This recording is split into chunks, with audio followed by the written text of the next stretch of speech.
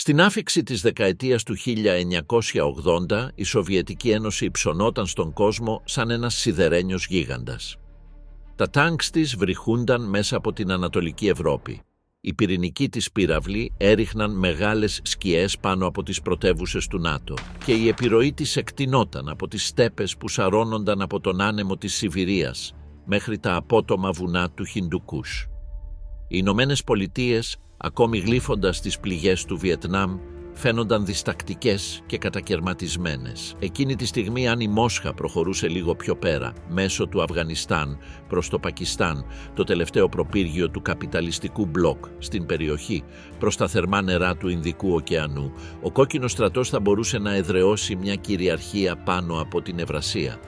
Ωστόσο, κάτω από αυτήν την εμφάνιση invulnerabilidad, η αυτοκρατορία βρισκόταν σιωπηλά στο όριο. Τα βουνά του Αφγανιστάν, απότομα και αμήλικτα, περίμεναν τους εισβολείς με μια αποφασιστικότητα που καμία σοβιετική μεραρχία δεν είχε αντιμετωπίσει μέχρι τότε. Εν τω μεταξύ, βαθιά στη Μόσχα, η μηχανή του κράτους τρίζει κάτω από το βάρος της γραφειοκρατίας, της στασιμότητας και της κακής οικονομικής διαχείρισης. Ενώ η Σοβιετική Ένωση προέβαλε δύναμη μέσω των Ηπείρων, αυτή η ίδια δύναμη ταλαιπωρούσε την ίδια την πατρίδα. Ο κόσμος έβλεπε μια υπερδύναμη στην κορύφωσή της, αλλά οι σπόροι της καταστροφής της είχαν ήδη φυτευτεί. Αυτό που φαινόταν ως κυριαρχία ήταν στην πραγματικότητα μια αργή, σχεδόν αόρατη διάλυση, η οποία την επόμενη δεκαετία θα διαλύσει έναν από τους πιο ισχυρούς αυτοκρατορίες στην ιστορία από μέσα. Ο θάνατος της αυτοκρατορίας και η άνοδος των Μπολσεβίκων. Το χιόνι καλύπτει τα ερείπια μιας αυτοκρατορίας. Στα σύνορα της Σιβηρίας, όπου τα δάση τρίζουν υπό το βάρος του χειμώνα και ο άνεμος κινείται σαν μια αργή και ψιθυριστή παλιρία, η γη θυμάται κάθε αναστάτωση που την έχει διαμορφώσει. Το κρύο διεισδύει βαθιά στο έδαφος, στις ξεχασμένες τάφρους του Μεγάλου Πολέμου, στα εγκαταλειμμένα χωριά όπου οι καμινάδες κλείνουν σαν εξαντλημένοι φρουροί. Μακριά, προς τα δυτικά, η ρωσική στέπα απλώνεται ανοιχτή και εκτεθειμένη, μια απέραντη πεδιάδα που εκτείνεται μέχρι τον ορίζοντα, μεταφέροντας μαζί της το άρωμα του καπνού, του σιδήρου και της υγρής γης. Στη Μόσχα, τα εργοστάσια εκπνέουν την μεταλλική τους αναπνοή προς έναν γκρίζο ουρανό, οι καμινάδες υψώνονται σαν μνημεία αντίστασης και πόθου. Είναι το 1922 και η γη βρίσκεται στο χείλος μιας μεταμόρφωσης. Από τα βαλικά δάση μέχρι τις αμοθήνες της Κασπίας, από τις ακτές της Μαύρης Θάλασσας μέχρι τα Άρκτικ σύνορα, η παλαιά ρωσική αυτοκρατορία βρίσκεται θρηματισμένη, τα σύνορά της κατακερματισμένα, ο λαός της γεμάτος πληγές από χρόνια καταστροφής. Η κατάρρευση του τσαρικού καθεστώτος είναι ακόμη νοπή, μια ανάμνηση μουσκεμένη στον βούρκο του ανατολικού μετώπου, την πείνα των σειρών του ψωμιού κατά τον χειμώνα και την καταθλιμμένη οργή των στρατιωτών που αρνήθηκαν να πεθάνουν για μια αυτοκρατορία που δεν ένιωθαν πια δική τους. Αυτή η γη που απλωνόταν μέσα από Ηπείρους κάποτε φαινόταν αμετάβλητη. Ωστόσο, η απέραντη έκτασή της, η ίδια που είχε υποστηρίξει τη δύναμή της, τώρα αποκάλυπτε την ευθραυστότητά της. Οι δρόμοι ήταν πολύ λίγοι, το σιτάρι λιγοστό, η πίστη αδύναμη. Το παλιό καθεστώς δεν έπεσε με μία μόνο πλήξη, αλλά με τη συσσόρευση απελπισίας. Κατά τον Παγκόσμιο Πόλεμο, ο ρωσικός στρατός έτρεμε κάτω από κολοσιαίες απώλειες, εκατομμύρια νεκρούς, τραυματίες ή αιχμαλώτους, ενώ το μέτωπο υποχωρούσε κάτω από την πίεση των Γερμανών. Οι στρατιώτες βάδιζαν ξυπόλοιτοι πάνω σε παγωμένο έδαφος, τα τουφέκια σπανίζανε, το ηθικό ήταν διαλυμένο. Ολόκληρες μεραρχίες λιποτακτούσαν ή παραδίνονταν. Στις πόλεις η κατάσταση δεν ήταν καλύτερη. Το ψωμί εξαφανίστηκε από τις αγορές, τα εργοστάσια έκλεισαν λόγω έλλειψης καυσίμων και οι εργάτες στέκονταν για ώρες στον πικρό κρύο περιμένοντας για τις μερίδες που ποτέ δεν έφταναν. Ο Τσάρος, Νικόλαος Β, παρέμεινε απόμακρος και κρατούσε πεποιθήσεις παροχημένες, ακόμη και ενώ η αυτοκρατορία του διαλυόταν από κάτω του. Η άρνησή του να ακούσει τους συμβούλους του, η αιμονή του να διοικήσει προσωπικά τον στρατιωτικό αγώνα παρά την έλλειψη στρατιωτικής εμπειρίας και η εξάρτησή του από μια απονομιμοποιημένη αυλή τροφοδότησαν τη δημόσια οργή. Η μοναρχία είχε επιβιώσει από λοιμούς εξεγέρσεις και μεταρρυθμιστικά κύματα, αλλά δεν μπορούσε να επιβιώσει από την απομόνωση του λαού της.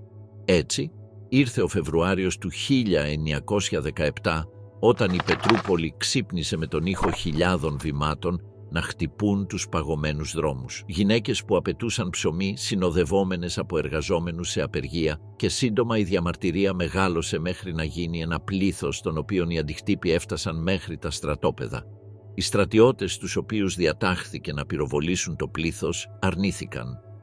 Μερικοί ακόμη σήκωσαν τα τουφέκια τους κατά των αξιωματικών τους. Η πρωτεύουσα βράζει από ανταρσία. Σε λίγες μέρες, ο θρόνος των Ρωμανόφ κατέρευσε, βάζοντας τέλος σε 3 αιώνες δυναστικής κυριαρχίας. Ωστόσο, η επανάσταση που έφερε ελπίδα έφερε επίσης αβεβαιότητα. Η προσωρινή κυβέρνηση αγωνιζόταν να ελέγξει τον πόλεμο, την οικονομία και τον ανήσυχο αγροτικό κόσμο. Σε όλη τη Ρωσία, οι αγροτικοί εξεγέρσεις εκρήγνυνται σαν σπίθες πάνω σε ξερά χόρτα, ενώ στο μέτωπο οι στρατιώτες απαιτούσαν ειρήνη και αρνούνταν να πολεμήσουν. Σε αυτόν τον διαλυμένο κόσμο, οι Μπολσεβίκοι έκαναν την είσοδό τους. Με επικεφαλής τον Βλαντίμιρ Λένιν, υποσχέθηκαν ειρήνη για τους στρατιώτες, γη για τους αγρότες και ψωμί για τις πεινασμένες πόλεις. Το μήνυμά τους διαδόθηκε σε όλη τη χώρα με τρένα, φυλάδια, μέσω συνομιλιών σε αυλές εργοστασίων και στρατώνες. Τον Οκτώβριο του 1917, οι Μπολσεβίκοι πήραν την εξουσία στην Πετρούπολη. Με εκπληκτική ταχύτητα κατέλαβαν κρίσιμα κτίρια, κόβοντας τα καλώδια του τηλεγράφου με χέρια ντυμένα από τα παγωμένα αέρα της Πετρούπολης, και κατέλαβαν το παλάτι του χειμώνα. Αλλά η ξαφνική νίκη των Μπολσεβίκων δεν εξασφάλισε την ειρήνη. Προκάλεσε τον εμφύλιο πόλεμο. Ο κόκκινος στρατός, διαμορφωμένος κάτω από την αδίστακτη πειθαρχία του Λέον Τρότσκι, αντιμετώπισε τους Λευκούς, μια ασταθή και συγκρουόμενη συμμαχία μοναρχικών, φιλελεύθερων, κοζάκων και τοπικών άρχοντων, μέσα σε τοπία τόσο εκτεταμένα και αμήλικτα που φαινόταν να λυγίζουν τον ίδιο τον πόλεμο στη θέλησή τους. Οι ποταμοί πάγωσαν εντελώς, μετατρέποντας τόσο σε αυτοκινητόδρομους όσο και σε παγίδες. Τα δάση κατάπιναν ολόκληρες μεραρχίες στην αμίλητη και εκτυφλωτική σκοτεινιά του χιονιού. Οι άνεμοι της στέπας ξύριζαν το δέρμα σαν γυαλόχαρτο. Οι ατμομηχανές πάγωσαν στις ράγες στη Σιβηρία. Οι κονβόοι προμηθευμάτων εξαφανίστηκαν σε χιονοθύελες λευκές σαν το γάλα. Τα άλογα βυθίστηκαν μέχρι την κοιλιά στη λάσπη του Βόλγα και οι ιππείς τους αναγκάστηκαν να τα εγκαταλείψουν στο λασπότοπο. Η δημιουργία της Σοβιετικής δύναμης. Διορισμένος επιτρόπος του λαού για στρατιωτικά και ναυτικά ζητήματα τον Μάρτιο του 1918, κατά την πιο πρώιμη και ασταθή φάση του ρωσικού εμφυλίου πολέμου, ο Λέον Τρότσκι μετέτρεψε τους άπειρους στρατεύσιμους και τους απογοητευμένους στρατιώτες σε μια σταθερή πολεμική δύναμη. Πριν εισέλθει στην μπολσεβικική κυβέρνηση, ο Τρότσκι ήταν ένας ανεξάρτητος μαρξιστής επαναστάτης, δημοσιογράφος και κατά καιρούς ένας σφοδρός κριτικός του Λένιν πριν ενωθεί τελικά με τους Μπολσεβίκους το 1917. Κέρδισε επίσης προώθηση ως πρόεδρος του Σοβιέτ της Πετρούπολης το 1905, όπου ανέπτυξε οργανωτικές και ρητορικές ικανότητες. Αυτές οι ικανότητες τον έκαναν αναντικατάστατο για τη δημιουργία του κόκκινου στρατού. Όταν ανέλαβε τη στρατιωτική ηγεσία το 1918, ο κόκκινος στρατός υπήρχε ελάχιστα.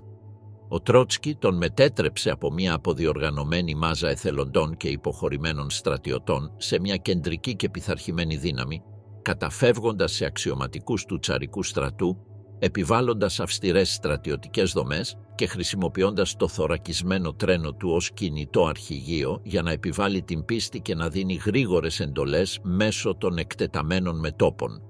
Στα Ουράλια, τα εργοστάσια που ακόμα ζεσταίνονταν από τη λιωμένη σιδηρουργία μετατράπηκαν από τη μία στιγμή στην άλλη σε χυτήρια όπλων, των οποίων τα σφυριά αντιχούσαν μέσα από τις χιονισμένες κοιλάδες. Στα χωριά, οι αγρότες αντιμετώπιζαν αδύνατες αποφάσεις, καθώς τα αποσπάσματα κατάσχεσης απαιτούσαν σιτηρά για τις πόλεις υπό κόκκινο έλεγχο. Η αντίσταση ξέσπασε και οι εκδικήσεις ακολούθησαν. Στις γραμμές του μετώπου κοντά στο Τσαρίτσιν, μελλοντικό Στάλινγκραντ, το 1912, και το 1919 οι όχθες του Βόλγα μετατράπηκαν σε ένα αναταραγμένο λασπότοπο κάτω από ατελείωτες επιθέσεις και αντεπίθεσης. Τα σώματα πάγωναν εκεί που έπεφταν παγώνοντας κάτω από το παγωμένο χιόνι. Μερικές φορές καθοδηγούμενες από τον Ιωσήφ Στάλιν, τότε ανερχόμενο πολιτικό επόπτη των Μπολσεβίκων, οι κόκκινες δυνάμεις κρατούσαν τις στροφές του Βόλγα. Οι λευκοί προσπάθησαν να περικόψουν την πόλη και να στραγγαλίσουν την κόκκινη πατρίδα, κόβοντας τις διαδρομές σιτηρών. Ξέσπασαν μάχες στους δρόμους ανάμεσα σε κατεστραμμένα αποθηκευτικά κτίρια, σε τάφρους που είχαν σκαφτεί μέσα από τα πατώματα των εργοστασίων και σε βυθισμένα πλοία κατά μήκος του ποταμού για να δημιουργήσουν αυτοσχέδιες οχυρώσεις. Οι κόκκινες μονάδες χρησιμοποίησαν θωρακισμένα τρένα για να επιτίθενται γρήγορα κατά μήκος των σιδηροδρομικών γραμμών, ενώ η λευκή Κοζάκη και η Πασία προσπαθούσε να κάνει περικυκλώματα που έσβηναν τη στέπα. Τη νύχτα και οι δύο πλευρές μάχονταν για τον έλεγχο των πορθμίων, χρησιμοποιώντας το φως των φακών τους για να πολεμήσουν το σκοτάδι. Όταν οι κόκκινοι τελικά κράτησαν το Τσαρίτσιν, αυτό απέδειξε ότι η Επανάσταση μπορούσε να κρατηθεί ζωντανή ακόμη και στο χείλος της κατάρρευσης. Ήρθαν ξένοι στρατιώτες με σημαίες άγνωστες στον πικρό ρωσικό άνεμο. Βρετανικές και γαλλικές δυνάμεις αποβιβάστηκαν στην Αρχαγγελία και το Μουρμάνσκ, με την ανάσα τους να βγαίνει καπνιστή καθώς έσκαβαν στο παγωμένο έδαφος. Αμερικανικές δυνάμεις φύλαγαν τις αποθήκες εφοδίων, συγχυμένες από την εμπλοκή των συμμαχιών και την εχθρότητα των ντόπιων. Οι Ιαπωνικές δυνάμεις προχωρούσαν μέσω της Άπο Ανατολής, με την ελπίδα να διαμορφώσουν μια σφαίρα επιρροής κατά μήκος της ακτής του Ειρηνικού, αλλά η γη αντιστεκόταν σε όλους αυτούς. Η κατάψυξη εξαπλωνόταν πιο γρήγορα από τις εντολές. Τα χιονισμένα ρεύματα κατάπιναν ολόκληρους στρατηγούς. Τα εφόδια εξαφανίζονταν στα χέρια των ανταρτών. Η παρέμβαση σταμάτησε. Ο ρωσικός χειμώνας νίκησε τους ξένους πολύ πριν ο κόκκινος στρατός. Παρ' όλα αυτά, οι μάχες εντάθηκαν. Στη Σιβηρία, η λευκή κυβέρνηση του ναυάρχου Αλέξανδρου Κολτσάκ κατέρρευσε υπό την διαφθορά, τις εσωτερικές συγκρούσεις και τις συνεχείς κόκκινες επιθέσεις. Κατά μήκος του Δον, η υπασία των Κοζάκων, που κάποτε ήταν ο τρόμος των αυτοκρατορικών συνόρων, αγωνιζόταν με την εξάντληση και την μείωση των προμηθευμάτων καθώς υποχωρούσε προς τον νότο. Στην Ουκρανία, οι ανταρτικές δυνάμεις του Νέστορ Μάχνο κινούνταν πάνω κάτω ανάμεσα σε συμμαχίες με τις μαύρες σημαίες τους να κόβουν τις πεδιάδες πριν διαλυθούν στην στέπα. Μέσα στο χάος, ο κόκκινος στρατός, καλύτερα οργανωμένος και πιο συνεκτικός στην όρασή του, άρχισε να φθείρει τη θρηματισμένη αντίσταση. Η ροή της μάχης άλλαξε αποφασιστικά το 1919 και το 1920. Οι κόκκινες δυνάμεις ανακατέλαβαν την περιοχή του Βόλγα, εξασφαλίζοντας τις διαδρομές σιτηρών που κρατούσαν ζωντανές τις πόλεις τους. Πίεσαν προς τα δυτικά μέσω της Ουκρανίας και ανέκτησαν έδαφος σπιθαμή προς σπιθαμή, με τις μπότες τους να βυθίζονται σε ένα έδαφος αρκετά πλούσιο για να θρέψει αυτοκρατορίες, αλλά τώρα εμποτισμένο με αίμα. Στο βορρά, οι ξένες δυνάμεις αποσύρθηκαν σιωπηλά, ηττημένες όχι σε ανοιχτό πεδίο μάχης, αλλά από τη λογιστική, το κρύο και την αδυναμία επιβολής της τάξης, σε μια ήπειρο που δεν ήθελε να υποχωρήσει. Στο σιβηρικό μέτωπο, τα τελευταία λευκά προπύργια κατέρευσαν, καθώς ο κόκκινος στρατός προχωρούσε κατά μήκος των παγωμένων σιδηροδρομικών γραμμών. Ωστόσο, η νίκη δεν έφερε την ειρήνη, έφερε τη συσσόρευση και με αυτήν μια στενότερη επιβολή του ελέγχου. Οι Μπολσεβίκοι, διαμορφωμένοι από χρόνια πολιορκίας και σαμποτάζ, κατέληξαν στο συμπέρασμα ότι η επιβίωση απαιτούσε αδίστακτο ζήλο. Ο πόλεμος έγινε πιο σφοδρός καθώς η ιδεολογία εχμαλώτιζε κάθε πληγή. Ολόκληρα χωριά κάηκαν υπό την υποψία ότι βοήθησαν την λάθος πλευρά. Κάτω από τον κομμουνισμό του πολέμου, τα αποσπάσματα των Μπολσεβίκων κατάσχεσαν άμεσα τα σιτηρά από τους αγρότες. Η περιοχή του Βόλγα κατρακύλησε σε μια πείνα τόσο εκτεταμένη που τα σώματα παρέμειναν άθαυτα κατά μήκος των όχθων του ποταμού και ολόκληρες κοινότητες εξαφανίζονταν. Οι ασθένειες παραμόνευαν τους πεινασμένους, τύφος, χολέρα, γρίπη. Στα χωριά που εξακολουθούσαν να είναι υπό μπολσεβικικό έλεγχο, η Τσεκά, η πολιτική αστυνομία, κυνηγούσε την αντίθεση με αμήλικτη αποτελεσματικότητα, εκτελώντας χιλιάδες σε υπόγεια, αυλές και ξέφωτα στα δάση.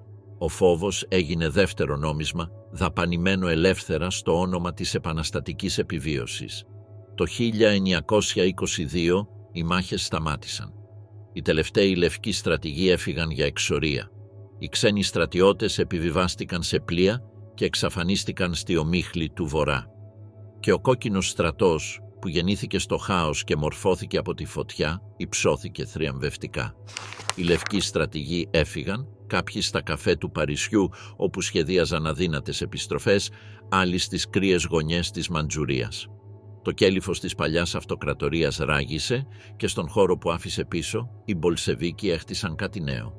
Εκείνον τον Δεκέμβριο κηρύχθηκε η Ένωση Σοβιετικών Σοσιαλιστικών Δημοκρατιών, μια ομοσπονδία που ένωνε τη Ρωσία, την Ουκρανία, τη Λευκορωσία και τις δημοκρατίες της Υπερκαυκασίας κάτω από τη σημαία της μαρξιστικής λενινιστικής ιδεολογίας. Οι επίσημες ανακοινώσεις την παρουσίασαν ως μια αδελφότητα εθνών, ίσα και εθελοντικά.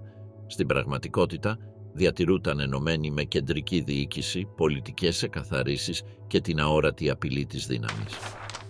Αλλά ακόμη και οι αρχιτέκτονές της καταλάβαιναν ότι ο τρόμος και η ιδεολογία μόνοι τους δεν μπορούσαν να θρέψουν μια χώρα που είχε αδειάσει από τον πόλεμο και την πείνα.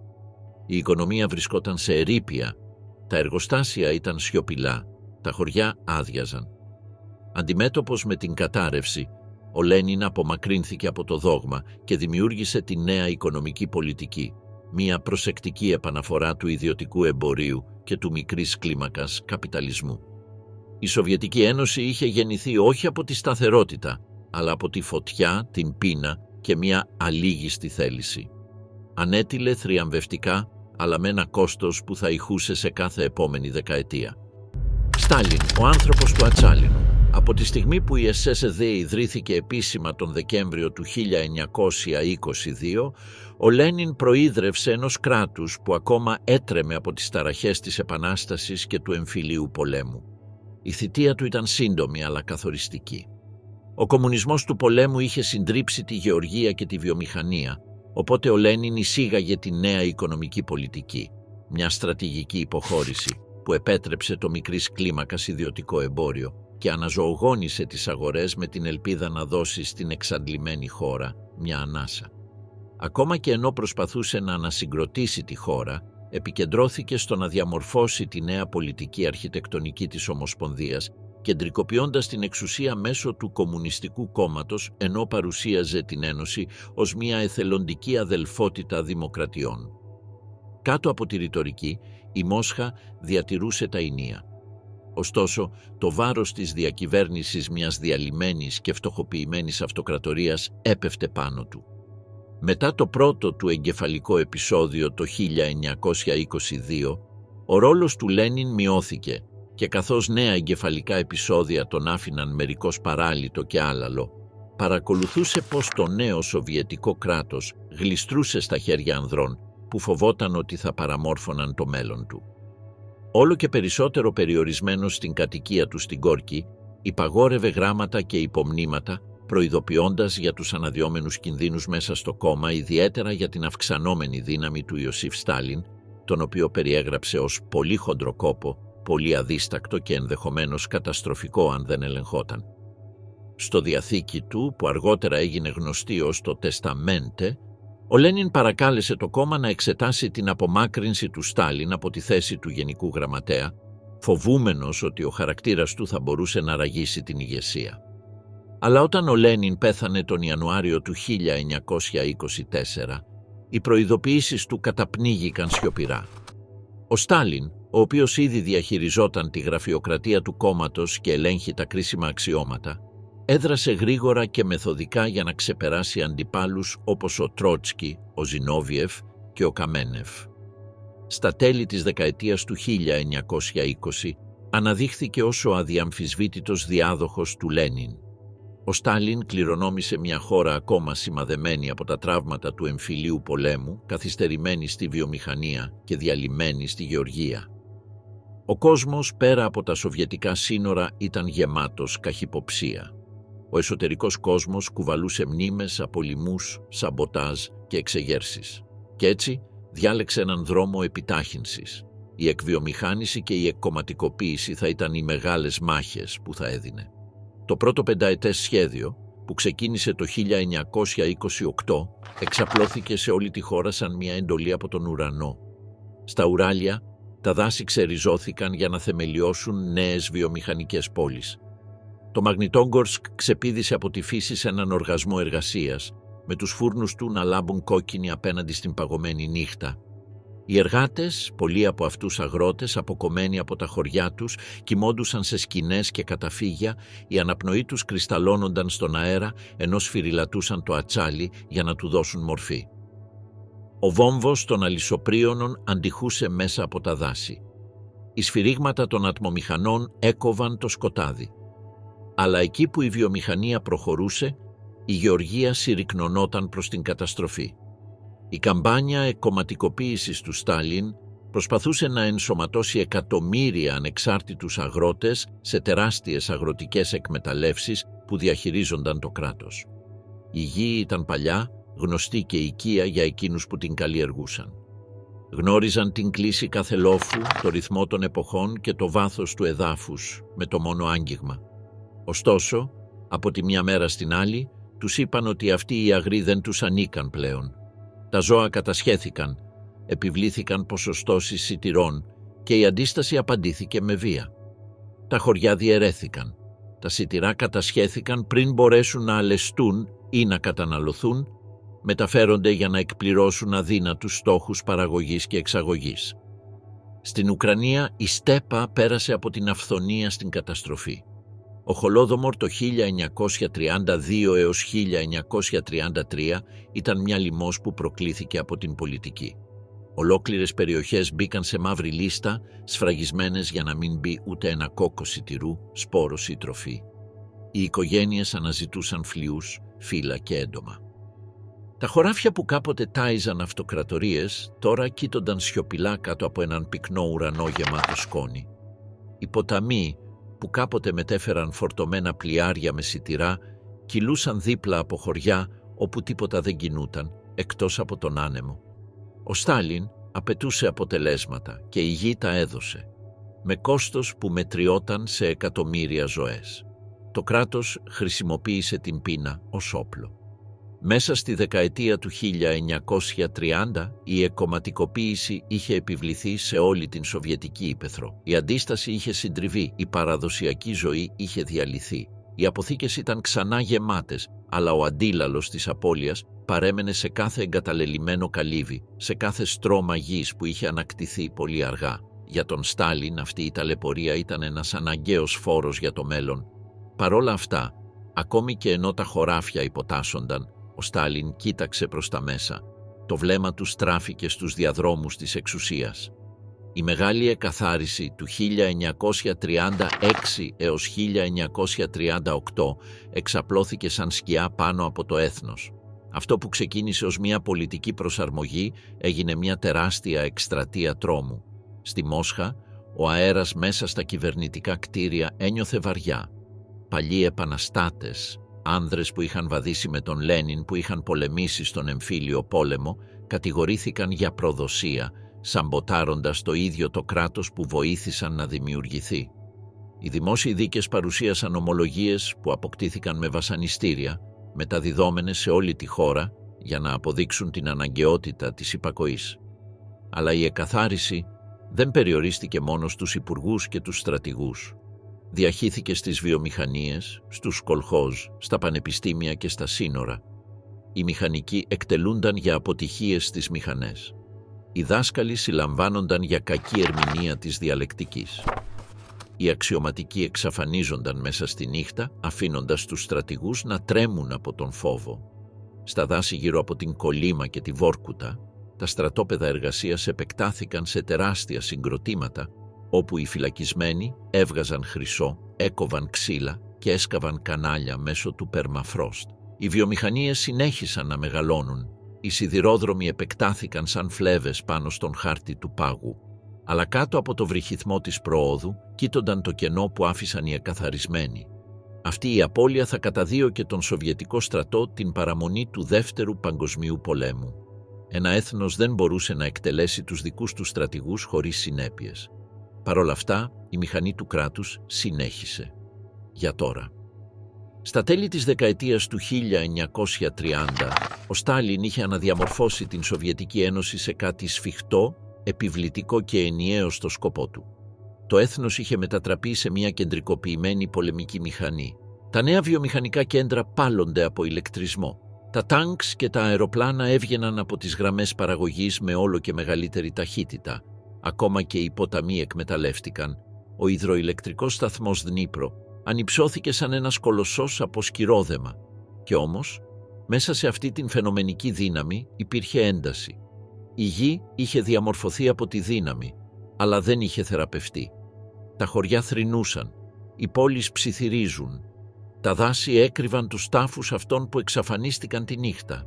Η εκαθάριση είχε αδειάσει ηγεσίες, αφήνοντας κενά εκεί που υπήρχε εμπειρία. Η εκομματικοποίηση είχε θρέψει τη βιομηχανία, αλλά είχε αποστραγγίσει την εμπιστοσύνη στην ύπαιθρο. Η πολεμική μηχανή ήταν ισχυρή, ναι, αλλά εύθραυστη. Καθώς η δεκαετία του 1930 έφτανε στο τέλος της, το χιόνι επέστρεψε στη Σιβηρία, σαρώνοντας τη ταΐγκα με την ψυχρή της εξουσία. Οι στέπες ψιθύριζαν κάτω από τους χειμερινούς ανέμους. Στη Μόσχα τα εργοστάσια συνέχιζαν να καίνε στο σκοτάδι, οι καμινάδες τους βάφοντας τον ουρανό με καπνό που ολισθαίνει σαν ιονί. Η γη περίμενε, ο κόσμος περίμενε. Και κάπου στην άκρη της Ευρώπης σχηματιζόταν μια νέα καταιγίδα. Ο Στάλιν πίστευε ότι το έθνος είχε αναδημιουργηθεί μέσω του αγώνα. Αλλά ο μεγαλύτερος αγώνας όλων ήταν έτοιμος να ξεκινήσει και θα αποκαλύψει με τρομερή σαφήνεια το πραγματικό κόστος μιας επανάστασης από πάνω. Το χωνευτήριο του Δευτέρου Παγκοσμίου Πολέμου. Ο πόλεμος είχε ξεσπάσει στην Ευρώπη. Ωστόσο, στα χωριά της Ουκρανίας και της Λευκορωσίας, οι αγρότες ξύνουν τη γη σκληρημένη από τον χειμώνα, ακόμα ανασυγκροτώντας τις καταστροφές που προκάλεσε η εκομματικοποίηση. Στα δυτικά σύνορα, οι στρατιώτες του Κόκκινου Στρατού προπονούνταν στο βούρκο και το χιόνι, χτυπώντας τις μπότες τους στον κρύο αέρα, ενώ οι αξιωματικοί έδιναν εντολές που διαμορφώνονταν από τα χρόνια εκαθαρίσεων που είχαν απογυμνώσει τον στρατό από την έμπειρη ηγεσία του. Από το 1939, το Σύμφωνο Μη Επίθεσης Γερμανίας-Σοβιετικής Ένωσης είχε επιτρέψει στην SSSD να παρακολουθεί από τη σκιά, ενώ ο Χίτλερ καταβρόχθιζε την Πολωνία, την Δανία, την Νορβηγία, τη Γαλλία, τα κάτω χώρες και τα Βαλκάνια. Οι σοβιετικές δυνάμεις είχαν εισέλθει στην Ανατολική Πολωνία και στα Βαλτικά κράτη, επεκτείνοντας τα σύνορα κάτω από τη σκιά της γερμανικής επιθετικότητας. Αλλά το 1941 το σύμφωνο δεν φαινόταν πια σαν ασπίδα, αλλά μάλλον σαν κλεψίδρα των τελευταίων κόκκων ασφαλείας να κυλούν γρήγορα. Η ιστορία προχωρούσε αργά και η γη φαινόταν να καταλαβαίνει αυτό που ο λαός της δεν καταλάβαινε ακόμα πλήρως, ότι η καταιγίδα που πλησίαζε από τη Δύση θα σκίαζε όλες τις δυσκολίες που είχαν αντέξει. Όταν έφτασε, χτύπησε με μια αποκαλυπτική δύναμη. Στις 22 Ιουνίου 1941, οι ουρανοί πάνω από τα δυτικά σύνορα γέμισαν με τον βρυχυθμό των κινητήρων, καθώς η γερμανική Luftwaffe πέρασε τα σύνορα. Η επιχείρηση Μπαρμπαρόσα ξεκίνησε με την οργή 3 εκατομμυρίων στρατιωτών του άξονα που προχωρούσαν μέσα στο ξημέρωμα σε συντονισμένα κύματα. Τα αεροδρόμια εκραγούν στις φλόγες. Οι ατμομηχανές κοίτονται αναποδογυρισμένες πάνω σε μαυρισμένους σιδηροδρομικούς γραμμές. Ολόκληρες μεραρχίες του Κόκκινου Στρατού συντρίβονται πριν καταφέρουν να κινητοποιηθούν πλήρως. Στις πρώτες εβδομάδες ο Κόκκινος Στρατός υπέστη απώλειες σχεδόν αδιανόητες. Χιλιάδες τάγκς καταστράφηκαν στις ανοιχτές πεδιάδες. Αεροπλάνα καταστράφηκαν στο έδαφος και απέραντες στήλες εχμαλώτων βάδιζαν προς τα δυτικά υπό επιτήρηση. Οι πρόσφυγες περπατούσαν σε λάσπες, γεμάτοι με άμαξες, ζώα και τα απομεινάρια καταστραμμένων χωριών. Η ταχύτητα και η κλίμακα της κατάρρευσης φάνταζαν βιβλικές. Η απεραντοσύνη της Σοβιετικής Ένωσης, που κανονικά ήταν το μεγαλύτερο της κάλυμα, είχε μετατραπεί στο σκηνικό όπου η καταστροφή εκτιλισσόταν με μια τρομακτική ευκολία. Παρόλα αυτά, η ίδια γεωγραφία που καλούσε την βαθιά εισβολή επίσης επιβράδυνε τον εισβολέα. Καθώς οι στρατοί του Χίτλερ προχωρούσαν πέρα από τον Δνίπερο προς το Σμολένσκ, η γη άρχισε να αντιστέκεται. Οι δρόμοι διαλύονταν σε λάσπη, οι ποταμοί φούσκωναν με το λιώσιμο του χιονιού και τα δάση κατάπιναν ολόκληρες μονάδες σε ενέδρες ανταρτών. Σε κανένα μέρος δεν έγινε η Σοβιετική μάχη πιο απελπισμένη, ούτε πιο καθοριστική, από ότι στις όχθες του Βόλγα, στην πόλη που θα γινόταν ένα μνημείο χαραγμένο στη μνήμη του αιώνα, το Στάλινγκραντ. Αφού είχε σαρώσει την Ουκρανία και τη λεκάνη του Ντόν, ο Χίτλερ πίστευε ότι το Στάλινγκραντ θα έπεφτε το ίδιο εύκολα όπως οι προηγούμενες πόλεις. Τα πετρελαϊκά πεδία του Καυκάσου καλούσαν από τον Νότο, υποσχόμενα το καύσιμο που θα μπορούσε να στηρίξει τη μηχανή πολέμου του Ράιχ επαόριστον. Για τον Χίτλερ το Στάλινγκραντ, μια βιομηχανική πόλη με ένα συμβολικό βάρος επειδή έφερε το όνομα του Στάλιν, ήταν τόσο πύλη όσο και τρόπαιο. Αγνόησε τις προειδοποιήσεις των στρατηγών του ότι επεκτηνόταν υπερβολικά με την Βέρμαχτ, ενώ το δυτικό μέτωπο στην Ευρώπη παρέμενε ανοιχτό. Αντίθετα, διέταξε στη 6η στρατιά του Φρίντριχ Πάουλους και σε τμήματα της 4ης στρατιάς Παντζέρ του Χόθ να καταλάβουν γρήγορα την πόλη, φαντάζοντας ένα γρήγορο χτύπημα που θα κατέρριπτε το ηθικό των Σοβιετικών. Αυτό που βρήκαν οι Γερμανοί δεν ήταν κατάρρευση, αλλά μια εντολή του Στάλιν που θα αντιχούσε για δεκαετίες. Ούτε βήμα πίσω. Η διαταγή νο 227 ενίσχυσε την Σοβιετική άμυνα με ομή σαφήνεια. Η υποχώρηση χωρίς άδεια έγινε έγκλημα που τιμωρούνταν με εκτέλεση. Τα αποσπάσματα μπλοκαρίσματος, τοποθετημένα πίσω από τις μονάδες πρώτης γραμμής, έκαναν την εντολή να τηρηθεί με αμήλικτη αποτελεσματικότητα. Ωστόσο, αυτή η καταναγκαστική πειθαρχία συνδυάστηκε με μια γνήσια αποφασιστικότητα. Κάτω από την ηγεσία του στρατηγού Βασίλη Τσούικοφ, διοικητή του 62ου στρατού, οι Σοβιετικοί υπερασπιστές υιοθέτησαν μια τακτική που μετέτρεψε τα φρούρια του Χίτλερ σε αδυναμίες, να αγκαλιάσουν τον εχθρό. Ο Τσούικοφ πίεσε τους άντρες του να πολεμούν σε τέτοια κοντινή απόσταση που η γερμανική πυροβολική και η αεροπορία, που κανονικά ήταν αποφασιστικές, διακινδύνευαν να σκοτώσουν τα δικά τους στρατεύματα αν πυροβολούσαν. Ξέσπασαν μονομαχίες σε σκάλες, σε ορόφους εργοστασίων και σε σωρούς ερειπίων. Οι θέσεις απέκτησαν ονόματα όπως το σπίτι του Παύλοφ, ο φάρος και η ράκετα του τένις. Οι εντολές του Στάλιν έδωσαν στην άμυνα τη σπονδυλική της στήλη, αλλά οι μέθοδοι του Τσούικοφ της έδωσαν τα δόντια της. Το αρχηγείο του ήταν θαμμένο πάνω από το Βόλγα, σε ένα στενό καταφύγιο που αντιχούσε από τον βρυχυθμό των βομβαρδισμών, ενώ αυτός καθοδηγούσε αντεπίθεσης με ένα τσιγάρο που πάντα καιγόταν μέχρι το φίλτρο. Εξαρτιόταν σε μεγάλο βαθμό από μικρές ομάδες επίθεσης που αποτελούνταν από μηχανικούς, πολυβόλα και ομάδες υποπολυβόλων που διείσδησαν στις κατεστραμμένες οδούς για να παγιδεύσουν γερμανικές περιπόλους και να ανακτήσουν κτίρια όροφο κατά όροφο. Αυτές οι επιθέσεις ήταν τόσο κοντινές, τόσο ξαφνικές, που οι Γερμανοί διοικητές παραπονιούνταν ότι οι Σοβιετικοί πολεμούσαν σαν ψήλοι, πάντα κολλημένοι, αδύνατο να τους ξεφορτωθούν. Ο Πάουλους, από την πλευρά του, ήταν ένας διοικητής παγιδευμένος από τη θεωρία και την πίεση του Χίτλερ. Μεθοδικός και προσεκτικός από φυσικό χαρακτήρα, αντιμετώπιζε έναν εχθρό που φαινόταν ακούραστος, τροφοδοτούμενος μέσω του Βόλγα κάτω από συνεχή σπυρά. Ενισχύσεις και πυρομαχικά έφταναν με φορτηγά, βάρκες και ακόμη και κολυμβητές που έσερναν σχεδίες κατά τη διάρκεια της νύχτας. Οι Σοβιετικοί ναύτες μετέφεραν τους τραυματίες πίσω μέσω των αναταραγμένων υδάτων με τα χέρια τους παγωμένα στις σκουπαστές.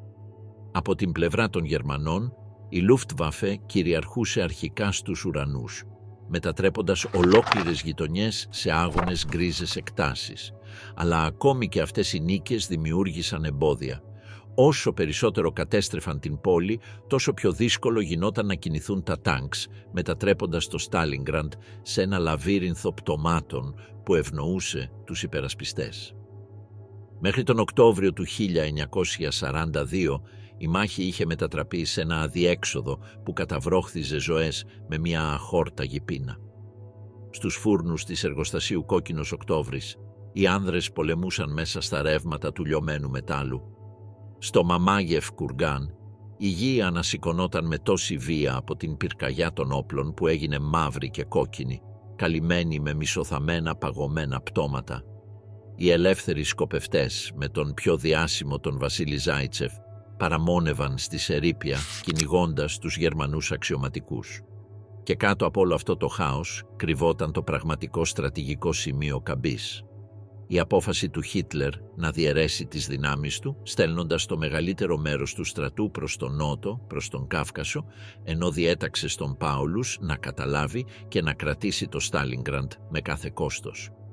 Η Βέρμαχτ ήταν εξαντλημένη, εκτινόμενη, πέρα από τις δυνατότητές της και δεμένη σε γραμμές ανεφοδιασμού που διέσχιζαν εκατοντάδες χιλιόμετρα κατεστραμμένου τοπίου. Η υψηλή διοίκηση του κόκκινου στρατού, αναγνωρίζοντας την πίεση, ετοίμασε την αντεπίθεση που θα άλλαζε τον πόλεμο. Στις Νοεμβρίου 1942 η σοβιετική αντεπίθεση, η επιχείρηση Ουράνιο, ξεκίνησε. Από τις χιονισμένες στέπες, βόρεια και νότια του Στάλινγκραντ, ολόκληροι στρατοί προχώρησαν σε μια τεράστια κίνηση συμπίεσης κλείνοντας γύρω από τον γερμανικό στρατό Στάλινγκραντ. Αυτό που ακολούθησε ήταν μια αργή αποσύνθεση. Οι γερμανικές δυνάμεις πέθαιναν από πείνα, πάγωναν και καταφεύγανε στα ερείπια, ενώ η κατάσταση τους κατέρεε γύρω τους. Όταν ο στρατός του Πάουλους παραδόθηκε τον Φεβρουάριο του 1943, η ψυχολογική αλλαγή ήταν τεράστια. Το Στάλινγκραντ κατέστρεψε τον μύθο της αίτητης ναζιστικής δύναμης και σήμανε τη στιγμή που ο αγώνας επιβίωσης του κόκκινου στρατού μετατράπηκε σε πορεία προς τη νίκη. Αυτή η ορμή συνεχίστηκε μέχρι το καλοκαίρι του 1943, όταν τα τεράστια πεδία του Κούρσκ έγιναν το σκηνικό για τη μεγαλύτερη μάχη τάνκς στην ιστορία. Κοντά σε 6.000 θωρακισμένα οχήματα συγκρούστηκαν κάτω από τον καυτό ήλιο, με τη γη να τρέμει κάτω από το βάρος των τάνκς T-34 του κόκκινου στρατού και των τάνκς Τίγρης των Γερμανών. Οι σοβιετικοί διοικητές είχαν περάσει μήνες προετοιμάζοντας αμυντικές θέσεις σε στρώματα, ναρκοπαίδια, αντιαρματικά πυροβόλα, τάφρους και οχυρά που αντέχουν στην γερμανική επίθεση. Όταν η επίθεση της Βέρμαχτ σταμάτησε, ο κόκκινος στρατός αντέτεινε αντεπιθέσεις με θωρακισμένα οχήματα που ανάγκασαν τους Γερμανούς να υποχωρήσουν. Το Κούρσκ σηματοδότησε την τελευταία φορά που ο Χίτλερ θα ξεκινούσε μια σημαντική επίθεση στην Ανατολή. Από εκείνη τη στιγμή και μετά, ο κόκκινος στρατός προχώρησε σταθερά προς τα δυτικά. Πίσω από αυτή την ασταμάτητη προώθηση βρισκόταν ένα λογιστικό θαύμα. Η βοήθεια από τον νόμο δανείου και ενοικίασης των Ηνωμένων Πολιτειών έφτανε με κονβόι που διέσχιζαν αρκτικές καταιγίδες, φορτηγά, ατμομηχανές, ράγες, αεροπλάνα, τρόφιμα, μπότες και μέταλλα. Αυτά τα εφόδια βοήθησαν τους Σοβιετικούς στρατούς να συντηρήσουν τις επιθέσεις τους μέσα από χιλιόμετρα. Στα Ουράλια, τα εργοστάσια που είχαν μεταφερθεί από τη Δύση λειτουργούσαν στο μέγιστο, παράγοντας τάνκς και πυροβολικό πιο γρήγορα από ό,τι οι Γερμανοί μπορούσαν να τα καταστρέψουν. Οι μηχανικοί επισκέβαζαν τις σιδηροδρομικές γραμμές συχνά πιο γρήγορα από ό,τι το μέτωπο μπορούσε να προχωρήσει. Η γη που κάποτε χρησιμοποιήθηκε ως όπλο κατά της SSSD τώρα εργαζόταν υπέρ της. Μέχρι το 1944 ο κόκκινος στρατός σάρωσε την Ουκρανία, τη Λευκορωσία και τα βαλτικά κράτη σε εκτεταμένες επιχειρήσεις που έσπασαν τις γερμανικές γραμμές και ανέκτησαν ολόκληρες περιοχές σε εβδομάδες. Ωστόσο, τα τοπία ήταν σημαδεμένα, χωριά κατεστραμμένα, δάση ισοπεδωμένα από πυροβολικό και χωράφια γεμάτα με στριμμένα μέταλλα. Εκατομμύρια ήταν νεκροί, οι πόλεις καμένες και ολόκληρες δημοκρατίες μετατράπηκαν σε κημητήρια. Αλλά η πρόοδος δεν σταμάτησε. Στον Απρίλιο του 1945, οι σοβιετικές δυνάμεις πολιόρκησαν το Βερολίνο πολεμώντας μέσα από δρόμους γεμάτους καπνό καθώς η πόλη κατέρεε. Όταν υψώθηκε η κόκκινη σημαία πάνω από το Reichstag, σήμανε τόσο τη νίκη όσο και την ολοκλήρωση ενός ανίποτου θυσιασμού. Η Σοβιετική Ένωση αναδύθηκε θριαμβευτικά, αλλά καταστραμμένη, έχοντας χάσει 27 εκατομμύρια ζωές. Ο Στάλιν παρουσίασε τη νίκη ως απόδειξη της δύναμης του συστήματος, κεντρικός έλεγχος, σιδηρά πειθαρχία και η αντοχή του λαού του. Αλλά κάτω από την νίκη υπήρχαν ανοιχτές πληγές. Πόλεις που χρειάζονταν δεκαετίες για να ανακατασκευαστούν, αγροτικές περιοχές καταστραμμένες από τη γη που κάηκε και ένας πληθυσμός σημαδεμένος από το τραύμα. Ο πόλεμος που εξασφάλισε το Σοβιετικό κράτος το εξάντλησε κιόλας. Η άνοδος του ψυχρού πολέμου. Καθώς πλησίαζε η δεκαετία του 1950, αυτή η απέραντη αυτοκρατορία, σφυριλατημένη στη φωτιά και τον πόλεμο, ετοιμαζόταν να φτάσει στην κορύφωση της παγκόσμιας δύναμής της. Η Σοβιετική Ένωση κάλυπτε 11 χρονικές ζώνες. Στο βορρά εκτείνονταν οι έρημες λευκές εκτάσεις της Χερσονήσου Κόλα, όπου υποβρύχιες βάσεις κρύβονταν κάτω από βράχους καλυμμένους με πάγο. Προς τα ανατολικά, τα δάση ήταν τόσο πυκνά που το χειμωνιάτικο φως άγγιζε μόλις το έδαφος. Πέρα από τα Ουράλια, οι πεδιάδες απλώνονταν σε ατέλειωτες στέπες, όπου οι κολχόζ έπαιρναν ζωή από το πρωινό φως, με τα τρακτέρ τους να αφήνουν μακριές μαύρες ουλές πάνω στο χιονισμένο έδαφος.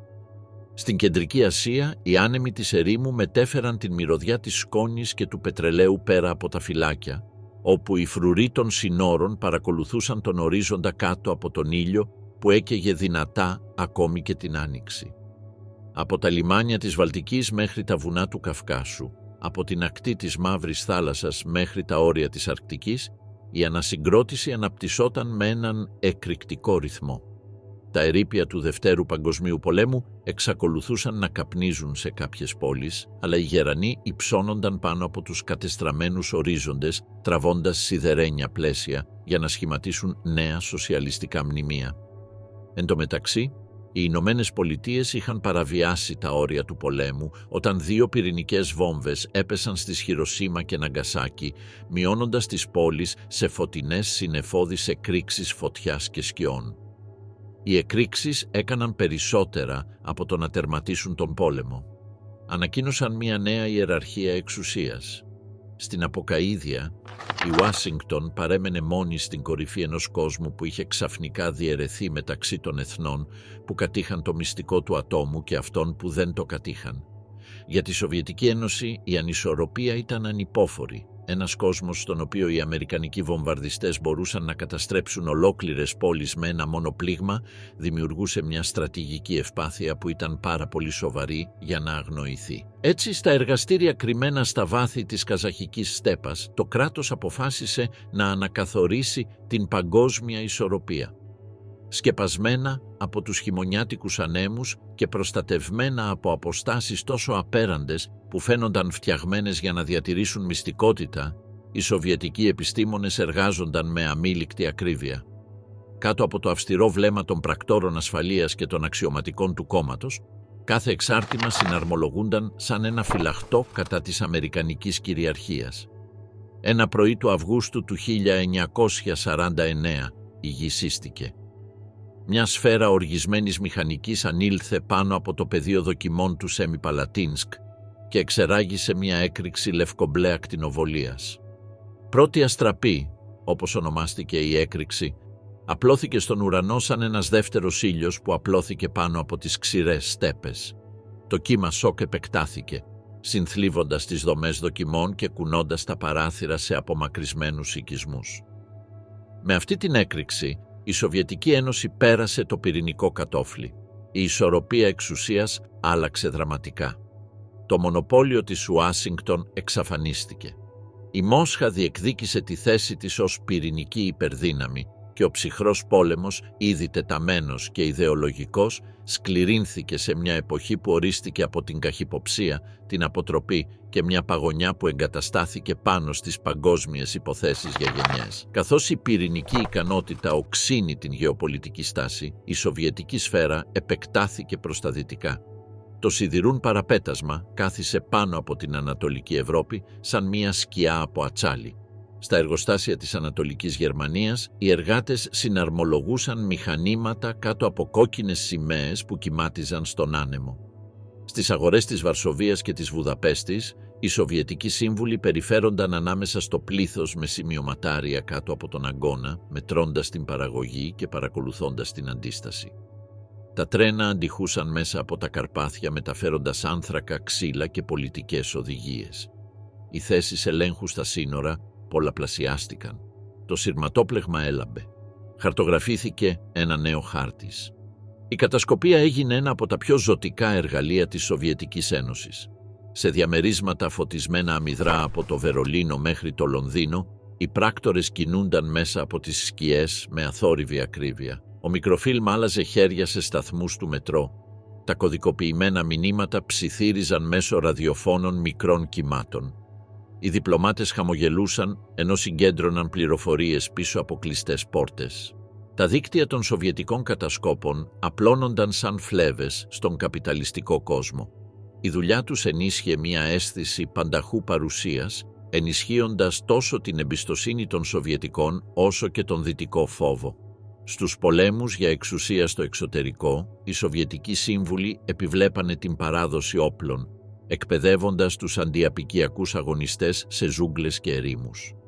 Οι γραμμές του μετώπου του ψυχρού πολέμου δεν εμφανίστηκαν μόνο στην Ευρώπη, αλλά και στην Κορέα, το Βιετνάμ, τη Μέση Ανατολή και την Αφρική, όπου οι Ηνωμένες Πολιτείες και η Σοβιετική Ένωση πολεμούσαν την αντιπαλότητά τους με έμμεσο τρόπο, χρησιμοποιώντας κάθε τοπική σύγκρουση ως όπλο για να επεκτείνουν την επιρροή τους χωρίς να προκαλούν άμεση σύγκρουση. Στην Κορέα, η Σοβιετική Ένωση προμήθευσε αεροπλάνα, εξοπλισμό και συμβούλους στο βορρά, ενώ οι πιλότοι μερικές φορές πετούσαν κάτω από κινεζικές ή βορειοκορεατικές σημαίες για να διατηρήσουν την πιστότητα της άρνησης. Το αποτέλεσμα ήταν ένας πόλεμος που κλιμακώθηκε πέρα από τις τοπικές διαμαρτυρίες, προσελκύοντας την μαζική αεροπορική δύναμη των Ιμετακαλιπιανάτπιαν για την υπεράσπιση του Νότου. Η ροή του εξοπλισμού και των σοβιετικών τακτικών παράτεινε τη σύγκρουση, αναγκάζοντας τους Αμερικανούς να υιοθετήσουν δαπανηρές αντενέργειες, γεγονός που ενίσχυσε την σοβιετική αποφασιστικότητα να ανταγωνίζεται τεχνολογικά και στρατιωτικά. Στο Βιετνάμ, οι σοβιετικοί πύραυλοι και οι στρατιωτικοί σύμβουλοι ακολούθησαν τους Αμερικανούς πεζοναύτες και τις δυνάμεις του Νότιου Βιετνάμ μέσα από τις πυκνές ζούγκλες, ενώ η διοίκηση του Ανόη συντονιζόταν με τη Μόσχα για να προβλέψει κινήσεις στρατευμάτων, διαδρομές ανεφοδιασμού και αεροπορικές επιθέσεις. Η παρουσία σοβιετικών πυράβλων εδάφους αέρος, συστημάτων ραντάρ και μικρών όπλων επηρέασε άμεσα τις τακτικές και των δύο πλευρών. Οι αμερικανικές δυνάμεις, αντιμετωπίζοντας μη αναμενόμενες απώλειες, ενίσχυσαν τις εκστρατείες βομβαρδισμών, εντείνοντας την τοπική αντίσταση και παρατείνοντας τη σύγκρουση για χρόνια. Μέσα από την Αφρική και τη Μέση Ανατολή το μοτίβο επαναλήφθηκε. Όπλα, σύμβουλοι και χρηματοδοτική βοήθεια ρέονταν από τη Μόσχα και την Ουάσιγκτον σε συγκρούσεις που δεν ήταν επίσημα δικές τους. Ο κόσμος μετατράπηκε σε μια σκακέρα, με κάθε υπερδύναμη να υπολογίζει τους κινδύνους για να αποφύγει μια πυρηνική ανταλλαγή. Κάθε κλιμάκωση είχε μια αντενέργεια. Κάθε παρέμβαση προκαλούσε μια απάντηση, αλλά καμία χώρα δεν τολμούσε να πλήξει άμεσα, καθώς μια τέτοια πράξη θα μπορούσε να πυροδοτήσει μια ολοκληρωτική καταστροφή. Ωστόσο, η ισορροπία σχεδόν έσπασε το φθινόπωρο του 1962. Οι σοβιετικοί πυρηνικοί πύραυλοι που στάθμευαν στην Κούβα για να αντισταθμίσουν τις αμερικανικές αναπτύξεις στην Τουρκία ανιχνεύθηκαν από πτήσεις αναγνώρισης U-2. Ο πρόεδρος Κέννεντι διέταξε να επιβληθεί ναυτικός αποκλεισμός, ενώ οι αμερικανικοί βομβαρδιστές ήταν έτοιμοι να επιτεθούν. Για 13 μέρες ο πλανήτης φαινόταν να παραμένει σε σιωπή, με τη σκιά της αμοιβαίας καταστροφής να παραμονεύει. Ο κόσμος κράτησε την ανάσα του ενώ οι διπλωματικοί διάβλοι έτρεχαν να διαπραγματευτούν. Και τελικά η κρίση των πυράβλων στην Κούβα υποχώρησε. Και οι δύο υπερδυνάμεις αναγνώρισαν πόσο εύθραστη ήταν πραγματικά η ισορροπία τους. Η κρίση αναδιαμόρφωσε θεμελιωδώς τη στρατηγική, επιταχύνοντας τις συνομιλίες για τον έλεγχο των όπλων, στενεύοντας τα πυρηνικά πρωτόκολλα και ενσωματώνοντας το μάθημα ότι ακόμη και η έμμεση σύγκρουση συνεπάγεται υπαρξιακούς κινδύνους. Κάθε πόλεμος για εξουσία, κάθε αποστολή προμηθευμάτων, κάθε μυστική αποστολή μετά ήταν τώρα μετρημένη με βάση αυτό το τρομακτικό προηγούμενο. Στο σπίτι, η Σοβιετική Ένωση μεταμορφώθηκε ξανά υπό την ηγεσία του Νικίτα Χρουστσόφ. Όταν κατήγγειλε τα εγκλήματα του Στάλιν το 1956, η ατμόσφαιρα στο Κρεμλίνο άλλαξε όπως μια ξαφνική αλλαγή στην κατεύθυνση του ανέμου. Ο φόβος χαλάρωσε, αλλά μόνο ελαφρώς. Οι πολιτικοί κρατούμενοι άρχισαν να βγαίνουν από τα στρατόπεδα. Η λογοκρισία αποπαγώθηκε αρκετά ώστε οι συγγραφείς να μπορούν να αναπνέουν. Σε όλη τη χώρα τα αγάλματα παρέμεναν και τα συνθήματα επιμέναν, αλλά ένας διαφορετικός τόνος εισήλθε στους διαδρόμους της εξουσίας. Ο βρυχυθμός των εργοστασίων συνέχιζε αμύωτος, αλλά τώρα τα προϊόντα τους προορίζονταν για ειρηνικό ανταγωνισμό, τρακτέρ, τουρμπίνες και μηχανήματα της σύγχρονης ζωής. Ο Χρουστσόφ υποσχέθηκε ότι ο σοσιαλισμός όχι μόνο θα επιβίωνε, αλλά θα ξεπερνούσε τον καπιταλιστικό κόσμο, επιμένοντας ότι το σοβιετικό σύστημα μπορούσε να ισοφαρίσει την αμερικανική αυθονία χωρίς να θυσιάσει την ιδεολογική καθαρότητα. Αυτό έγινε πολύ εμφανές στις 4 Οκτωβρίου 1957, όταν σε μια απομακρυσμένη γωνία του Καζακστάν, μια μικρή σφαίρα από γυαλισμένο αλουμίνιο ανυψώθηκε πάνω από έναν πυλώνα φλόγας και μπήκε σε τροχιά. Οι ραδιοφωνικοί παλμοί του Σπούτνικ αντίχησαν στην ανώτερη ατμόσφαιρα. Μήνες αργότερα η Λάικα περιέβαλε τη γη σε μια στενή κάψουλα που βούιζε. Στη συνέχεια ο Γιούρι Γκαγκάριν ακολούθησε, η φωνή του να αιωρείται μέσα από τις ραδιοφωνικές συχνότητες με θαυμασμό και εκτίμηση. «Βλέπω τη γη. Είναι όμορφη». Αυτοί οι θρίαμβοι στον διαστημικό αγώνα, που κράτησαν μέχρι το 1969, όταν οι Ηνωμένες Πολιτείες προσγειώθηκαν στη σελήνη, έφεραν τη Σοβιετική Ένωση πέρα από την ατμόσφαιρα και σε μια σφαίρα όπου η ίδια η ιδεολογία φαινόταν άβαρη. Για μια στιγμή φαινόταν ότι το μέλλον ανήκε στη Μόσχα.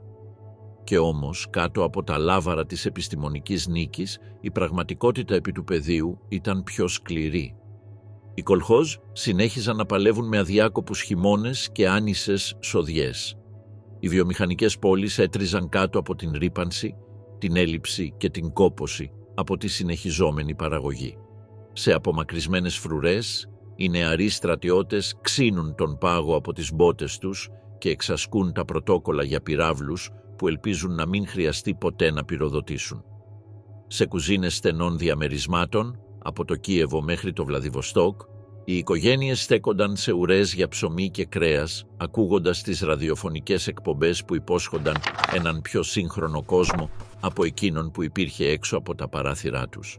Παρ' όλα αυτά, η Σοβιετική Ένωση πρόβαλε δύναμη μέσω των υπήρων και των ουρανών. Οι ηγέτες της γίνονταν τολμηροί. Τα σύνορά τους φαίνονταν πιο ασφαλή από ποτέ στη ζωντανή μνήμη. Αλλά κάτω από αυτή την εμπιστοσύνη άρχισαν να εμφανίζονται τα πρώτα σημάδια έντασης. Η διατήρηση μιας αυτοκρατορίας τέτοιας κλίμακας απαιτούσε πόρους που ακόμα και η σοβιετική οικονομία δεν μπορούσε εύκολα να παρέχει. Οι πόλεμοι για εξουσία απαιτούσαν συνεχιζόμενη χρηματοδότηση και υλικά. Τα δίκτυα επιτήρησης επεκτάθηκαν για να παρακολουθούν τόσο τους συμμάχους όσο και τους εχθρούς. Οι στρατιωτικοί προϋπολογισμοί φούσκωσαν. Ρήγματα πίσω από το σιδηρούν παραπέτασμα. Κατά τις δεκαετίες του 1950 και του 1960, η εύθραυστη δομή της σοβιετικής εξουσίας παρέμεινε σταθερή χάρη στους τάγκς που ήταν σταθμευμένα στις φρουρές, στις επιτροπές του κόμματος, στις πλατείες των πόλεων και στις ατελείωτες στίβες από χαρτιά που μεταφέρονταν από γραφείο σε γραφείο στα υπουργεία της κυβέρνησης. Παρόλα αυτά, μέσα σε αυτή τη δομή άρχισαν να εμφανίζονται αδύναμες ρογμές. Μέσα από το σιδηρούν παραπέτασμα στις δορυφορικές χώρες που αποτελούσαν τον εξωτερικό δακτύλιο επιρροής της ΣΑΕΣΔ, το έδαφος άρχισε να τρέμει.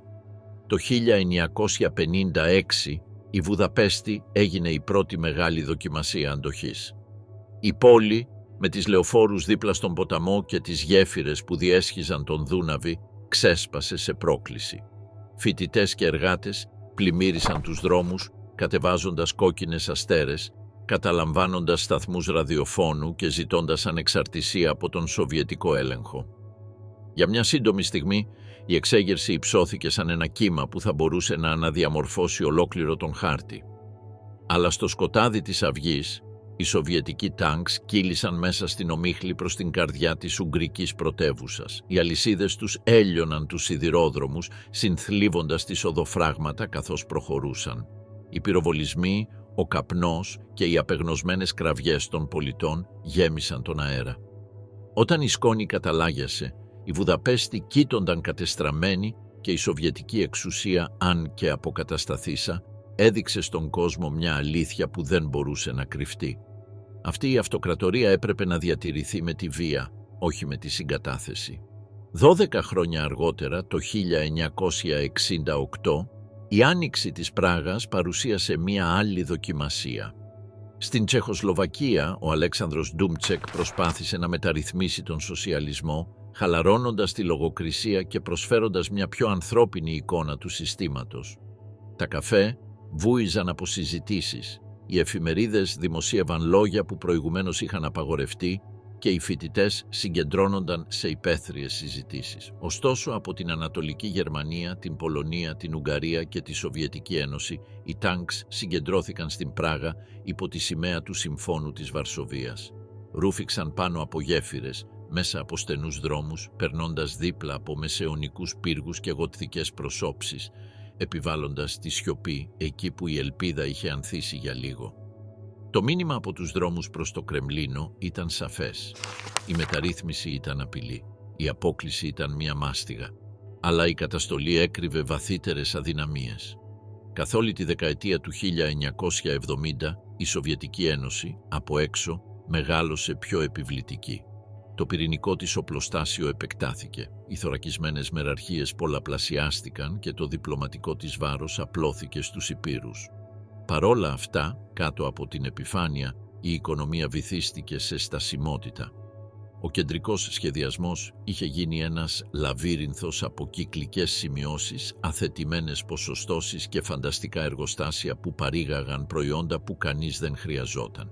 Η γραφειοκρατία είχε σφίξει. Τα χαρτιά αντικατέστησαν την καινοτομία. Οι διευθυντές πλαστογραφούσαν εκθέσεις παραγωγής για να τηρήσουν αδύνατους προθεσμίες. Ολόκληρες περιοχές λειτουργούσαν με αριθμούς που είχαν σχεδιαστεί για να ευχαριστήσουν τους ανωτέρους παρά για να αντικατοπτρίσουν την πραγματικότητα. Μια προσωρινή σωτηρία ήρθε με τη μορφή του πετρελαίου. Όταν οι παγκόσμιες τιμές ανέβηκαν τη δεκαετία του 1970, τα χρήματα πλημμύρισαν τα ταμεία της Σοβιετικής Ένωσης. Για μερικά χρόνια, η ευημερία έκρυψε τις αναποτελεσματικότητες. Νέα μπλοκ πολυκατοικιών ξεπήδησαν, οι τάγκς βγήκαν από τις γραμμές παραγωγής και οι επιδοτήσεις κατευθύνθηκαν στους συμμάχους του Ανατολικού μπλοκ. Παρόλα αυτά, η ευημερία εξαρτιόταν από δυνάμεις εκτός του ελέγχου του Κρεμλίνου. Τα έσοδα από το πετρέλαιο προστάτευαν, αλλά δεν θεράπευαν την παρακμή στη γεωργία, τη βιομηχανία, τις μεταφορές και την τεχνολογία. Ο αγώνας των εξοπλισμών άδειαζε ακόμη περισσότερο το κράτος. Κάτω από την ηγεσία του Λεωνίντ Μπρέζνιεφ, το σύστημα παρέκλεινε σε έναν πολιτικό χειμώνα. Οι δρόμοι παρουσίαζαν πορτρέτα ανεκφραστών ηγετών. Οι ομιλίες επενούσαν επιτυχίες που δεν ήρθαν ποτέ. Σε απομακρυσμένα χωριά, οι σωλήνες θέρμανσης εκρήγνυνταν το χειμώνα και οι επισκευές καθυστερούσαν για μήνες. Τα εργοστάσια περίμεναν ανταλλακτικά που ποτέ δεν έφταναν. Και μετά ήρθε το Αφγανιστάν. Αφγανιστάν, το Βιετνάμ της Σοβιετικής Ένωσης. Το Δεκέμβριο του 1979, υπό την κάλυψη μιας ψυχρής νύχτας του χειμώνα, οι Σοβιετικοί αλεξιπτωτιστές κατέβηκαν στην Καμπούλ σε μια επιχείρηση που είχε προγραμματιστεί με μεγάλη ακρίβεια, ονομαζόμενη επιχείρηση καταιγίδα 333. Η αποστολή ήταν γρήγορη, σχεδόν χειρουργική, σχεδιασμένη για να καταλάβει το Προεδρικό Παλάτι, να εξουδετερώσει τον πρόεδρο Χαφίζουλα Αμί και να εγκαταστήσει τον Μπαμπράκ Καρμάλ, έναν πιστό του Λαϊκού Δημοκρατικού Κόμματος του Αφγανιστάν, σύμμαχο των Σοβιετικών, ως νέο ηγέτη. Η απόφαση για την επέμβαση είχε οριμάσει για μήνες. Η ολοένα και πιο απρόβλεπτη συμπεριφορά του Αμί, οι βάναυσες εκαθαρίσεις μελών του κόμματος και η απροκάλυπτη προσέγγιση του προς τις δυτικές δυνάμεις ανησύχησαν τη Μόσχα. Το Κρεμλίνο φοβόταν ότι η αστάθεια στο Αφγανιστάν θα μπορούσε να εξαπλωθεί στην Κεντρική Ασία, απειλώντας τα νότια σύνορα της Σοβιετικής Ένωσης και ανοίγοντας έναν στρατηγικό διάδρομο για τη Δύση. Η επιχείρηση 333 σχεδιάστηκε για να λύσει την κρίση. Στις 23 ακριβώς της 27ης Δεκεμβρίου 1979, ελίτ μονάδες των Σοβιετικών Σπέτσναζ επιτέθηκαν στο παλάτι Τάιμπεκ όπου ο Αμή και ο στενός του κύκλος είχαν οχυρωθεί με πολυβόλα και πιστούς φρουρούς. Οι εκρήξεις κατέστρεφαν τείχους και ο ήχος των πυροβολισμών αντιχούσε στους μαρμάρινους διαδρόμους, καθώς οι στρατιώτες προχωρούσαν με προκαθορισμένη ακρίβεια.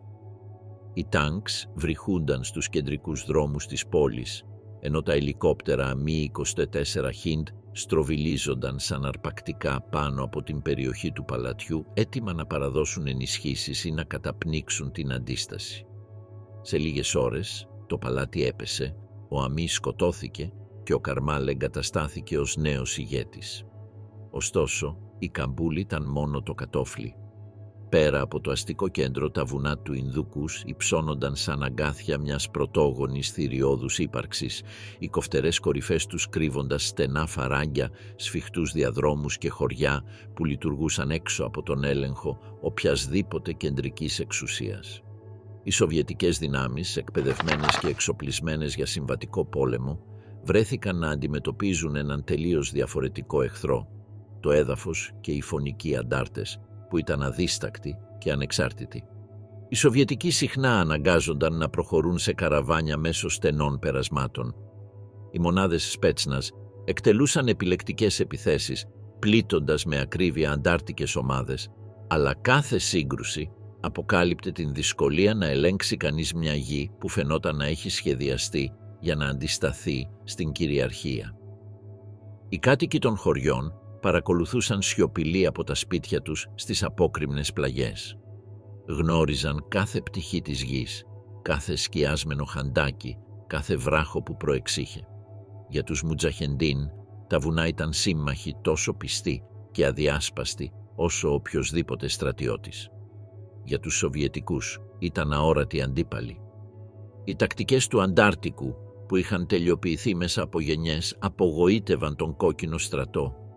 Οι ενέδρες χτύπησαν τις καραβάνες σε στροφές που δεν μπορούσαν να αποφευχθούν και οι νάρκες ήταν κρυμμένες κάτω από τη σκόνη της ερήμου.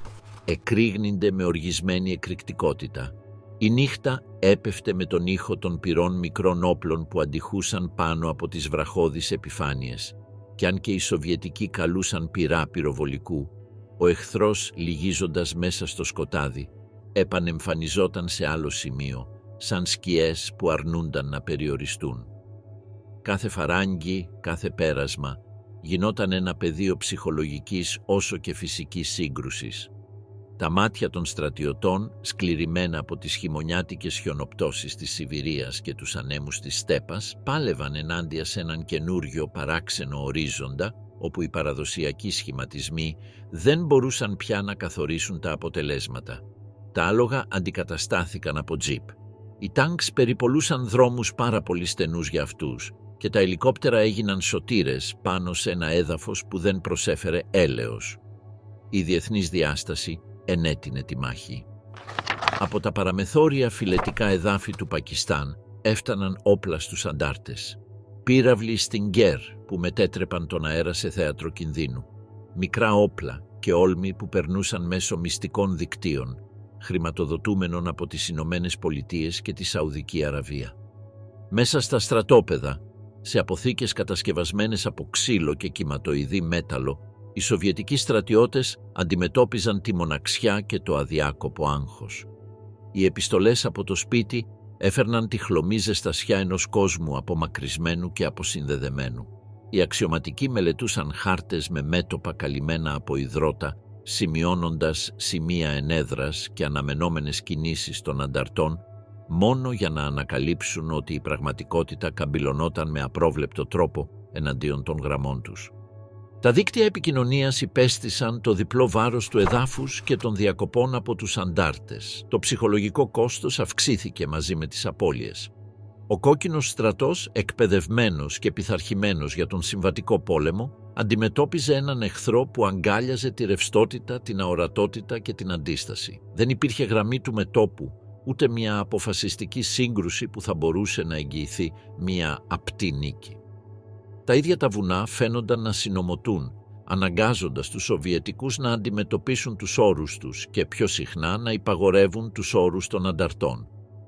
Οι ίδιοι ποταμοί και περάσματα που κάποτε είχαν συλληφθεί ως αγωγή για την αποτελεσματικότητα της εφοδιαστικής, μετατράπηκαν σε σημεία στραγγαλισμού και παγίδες. Οι στρατιώτες προχωρούσαν μέσα από φαράγγια γεμάτα με λάσπη, με άμμο και βράχους, κάτω από τα πόδια τους που αναμειγνύονταν με τη σκόνη προηγούμενων εκστρατιών, σαν να ήθελε η ίδια η γη να θυμάται κάθε λάθος, κάθε αποτυχία των στρατών των εισβολέων. Ακόμα και ο καιρός συνομωτούσε. Η ζέστη του καλοκαιριού ψήνει τις πεδιάδες, εξαντλώντας τις δυνάμεις και αφυδατώνοντας τα καραβάνια, ενώ ο χειμώνας κατέβαινε νωρίς στα ψηλά περάσματα, φέρνοντας παγωνιά και χιονοθύελες που ακινητοποιούσαν ολόκληρες μονάδες. Οι καταιγίδες σκόνης χτυπούσαν απροειδοποίητα, μειώνοντας την ορατότητα σε λίγα μέτρα, σαν να ήθελε η ίδια η γη να σβήσει τα ίχνη του εισβολέα. Οι δρόμοι διαλυόντουσαν κάτω από το βάρος των οχημάτων με αλυσίδες, οι γέφυρες που απειλούνταν από διάβρωση, κατέρεαν κάτω από τη ξαφνική επίθεση του νερού και οι μηχανικοί του κόκκινου στρατού εργάζονταν ακούραστα για να διατηρήσουν ανοιχτές τις αρτηρίες κίνησης που το έδαφος φαίνονταν να θέλει να καταλάβει. Στα μέσα της δεκαετίας του 1980, το ανθρώπινο κόστος έγινε συγκλονιστικό. Σε όλη τη Σοβιετική Ένωση, οι εφημερίδες αναγκάστηκαν να εκτυπώσουν λογοκριμμένα ρεπορτάζ. Οι στρατιώτες επέστρεφαν με ένα σιωπηλό τραύμα. Οι αξιωματικοί αντιμετώπιζαν απογοήτευση όταν συγκρούονταν οι πολιτικοί με την ανάγκη του στρατού. Ωστόσο, η Σοβιετική ηγεσία παρέμενε τυφλή μπροστά στην πλήρη έκταση της υπερβολικής επέκτασης. Η Μόσχα, με τη βιομηχανική της βαρύτητα και την κεντρική γραφειοκρατία, υπολόγιζε τις κινήσεις των στρατευμάτων, τις αναθέσεις όπλων και τις διπλωματικές πρωτοβουλίες, πιστεύοντας ότι η τεχνολογία και ο σχεδιασμός θα μπορούσαν να υποτάξουν τα βουνά, ότι η ιδεολογία θα μπορούσε να κρατήσει τις καρδιές και ότι η καθαρή δύναμη θα μπορούσε να πετύχει ό,τι οι αιώνες εδάφους και αντίστασης είχαν αποτρέψει. Αλλά το Αφγανιστάν δεν θα παραδιδόταν. Μέχρι το 1988, όταν ο Μιχαήλ Γκορμπατσόφ ανέλαβε την ηγεσία, ο πόλεμος είχε μετατραπεί σε ένα ορατό σύμβολο εξάντλησης.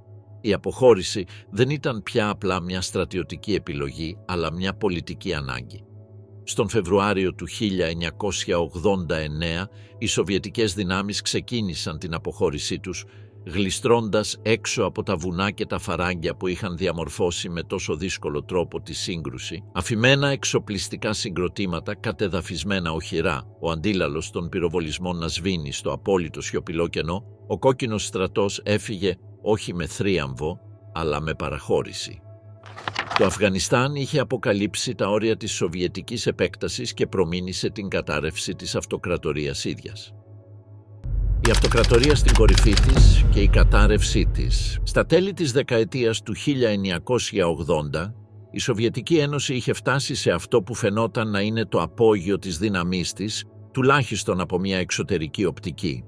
Η στρατιωτική της παρουσία εκτινόταν στην Ανατολική Ευρώπη, το Αφγανιστάν και την Άπο Ανατολή. Το πυρηνικό της οπλοστάσιο ήταν περισσότερο από αρκετό για να εξατμίσει όλο τον πλανήτη και η ιδεολογική της σκιά απλώνονταν πάνω από τα κράτη-πελάτες και τα δορυφορικά καθεστώτα. Οι υπεύθυνοι πολιτικής της Amsexia, ακόμα σημαδεμένοι από τον πόλεμο του Βιετνάμ, φοβούνταν ότι η TLSD θα μπορούσε να επεκτείνει την επιρροή της ακόμα και στη Νότια Ασία, ενδεχομένως να περιλάβει το Πακιστάν και να ανατρέψει την ισορροπία εξουσίας στην Ινδική υποήπειρο. Παρ' όλα αυτά, όταν οι σοβιετικές δυνάμεις αποσύρθηκαν από την δεκαετή εκστρατεία τους στο Αφγανιστάν, η πρόσωψη κατέρευσε. Στο εσωτερικό, η καταστροφή είχε ήδη αρχίσει να διαμορφώνεται για χρόνια. Μέχρι τη δεκαετία του 1980, η σοβιετική παραγωγικότητα είχε αρχίσει να παρακμάζει. Η βιομηχανική μηχανή που κάποτε βρυχούσε μέσα από τα Ουράλια και την Ουκρανία, τώρα πνιγόταν κάτω από δεκαετίες φθοράς και τεχνολογικής απαρχαιωμένοτητας. Τα εργοστάσια λειτουργούσαν συχνά μόνο στο 70 έως 80% της σχεδιασμένης τους ικανότητας, ενώ οι καθυστερήσεις στη συντήρηση καθυστερούσαν συχνά τις επισκευές για μήνες, αφήνοντας ολόκληρες γραμμές παραγωγής ανενεργές. Η καινοτομία είχε πνιγεί κάτω από στρώματα γραφειοκρατικής ακαμψίας. Τα ερευνητικά Ινστιτούτα παρήγαγαν εκθέσεις αντί για πρόοδους και η καταγραφή των διπλωμάτων ευρεσιτεχνίας καθυστερούσε σε σχέση με τους δυτικούς ομολόγους της για χρόνια. η ανθρακοριχεία στη Σιβηρία και οι ψηλοί φούρνοι του Μαγνιτογκόρσκ έβγαζαν καπνό στον ουρανό. Αλλά κάτω από αυτήν την ομίχλη, ο εξοπλισμός συχνά υπέφερε από βλάβες και οι εργάτες υπέμεναν εξαντλητικά ωράρια, συχνά πάνω από 12 ώρες, με ελάχιστη εφαρμογή των κανόνων ασφαλείας. Οι περιβαλλοντικές κρίσεις επιδίνωσαν την κακή οικονομική κατάσταση. Η θάλασσα του Αράλ είχε ήδη μειωθεί περισσότερο από 40% από τα επίπεδα του 1960, θύμα εκτεταμένων έργων άρδευσης για την καλλιέργεια βαμβακιού. Οι ποταμοί στην λεκάνη του Βόλγα ήταν όλο και πιο μολυσμένοι από βιομηχανικά απόβλητα, επηρεάζοντας τόσο τους ανθρώπινους πληθυσμούς, όσο και την άρδευση των γεωργικών εκτάσεων. Η εξάντληση του εδάφους έγινε οξεία.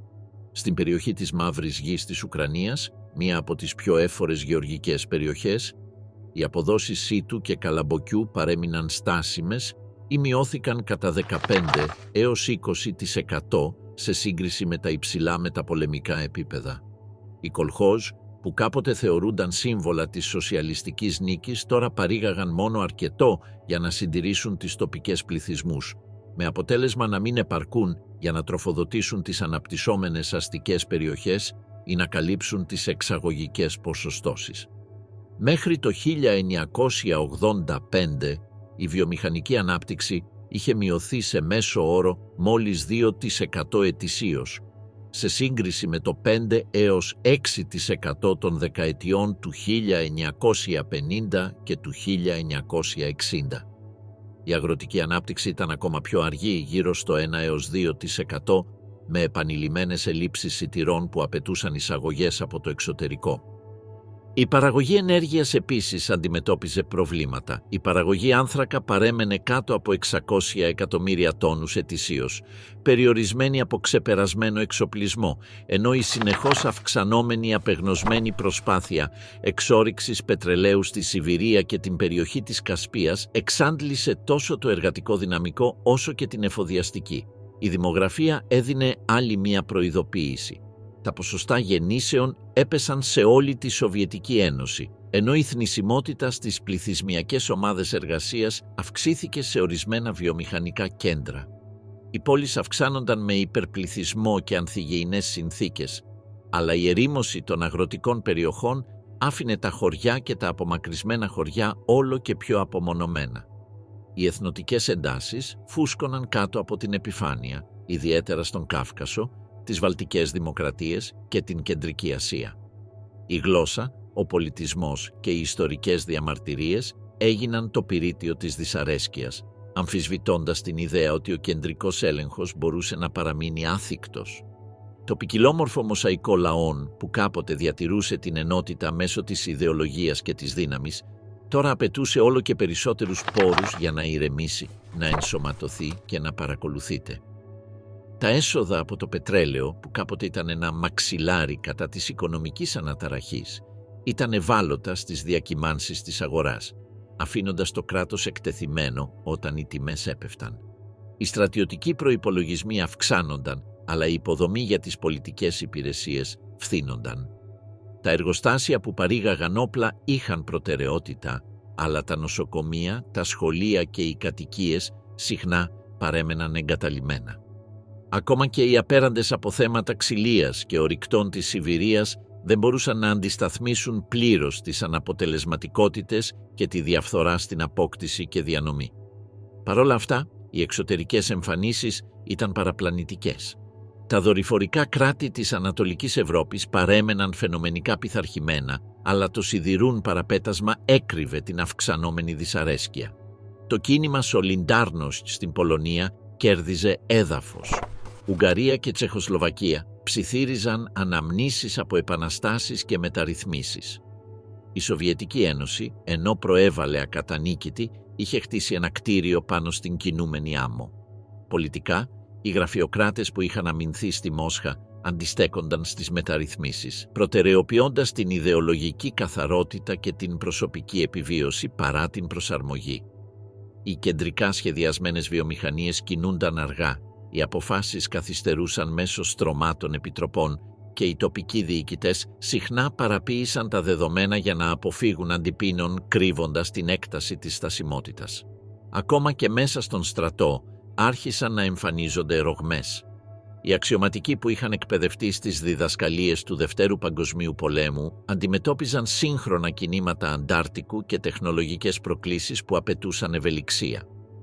Η εμπειρία στο Αφγανιστάν αποκάλυψε τα κενά στην εκπαίδευση, στρατηγική και ηθικό.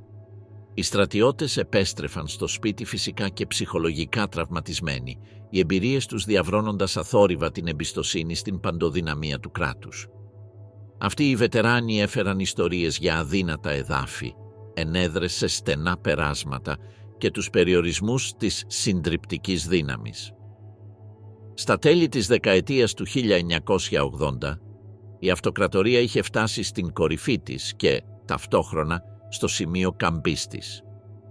Η ένταση άρχισε να συσσωρεύεται σιωπηλά στην αρχή, χωρίς να γίνει αντιληπτή στους διαδρόμους της εξουσίας. Πολιτικοί, στρατηγοί και διευθυντές εργοστασίων συνέχιζαν τις ρουτίνες τους, προβάλλοντας δύναμη και σταθερότητα. Αλλά κάτω από αυτή την ηρεμία, το βάρος της συστημικής πίεσης πίεζε με ολοένα και μεγαλύτερη δύναμη. Η στενοπή των πόρων, οι αποτυχίες στην αλυσίδα εφοδιασμού και η αυξανόμενη δυσαρέσκεια του κοινού συγκλώνησαν με τα διδάγματα από το Αφγανιστάν, δημιουργώντας μια αόρατη πίεση. Η υπερδύναμη φαινόταν ασταμάτητη από απόσταση, αλλά εσωτερικά κλονιζόταν στα όρια της κατάρρευσης. Η ρήξη δεν θα ερχόταν με ένα μόνο καταστροφικό γεγονός, αλλά ως ένα κορυφαίο σημείο μιας σειράς μικρών αποτυχιών, συσσωρευμένων και διαπλεκόμενων. Σε αυτή την ατμόσφαιρα μπήκε ο Μιχαήλ Γκορμπατσόφ, ένας άνθρωπος από τα βήματα του Νότου, εξοικειωμένος με τη ζέστη των ηλιασμένων ρωσικών πεδιάδων και τους σκληρούς ανέμους του Βορρά.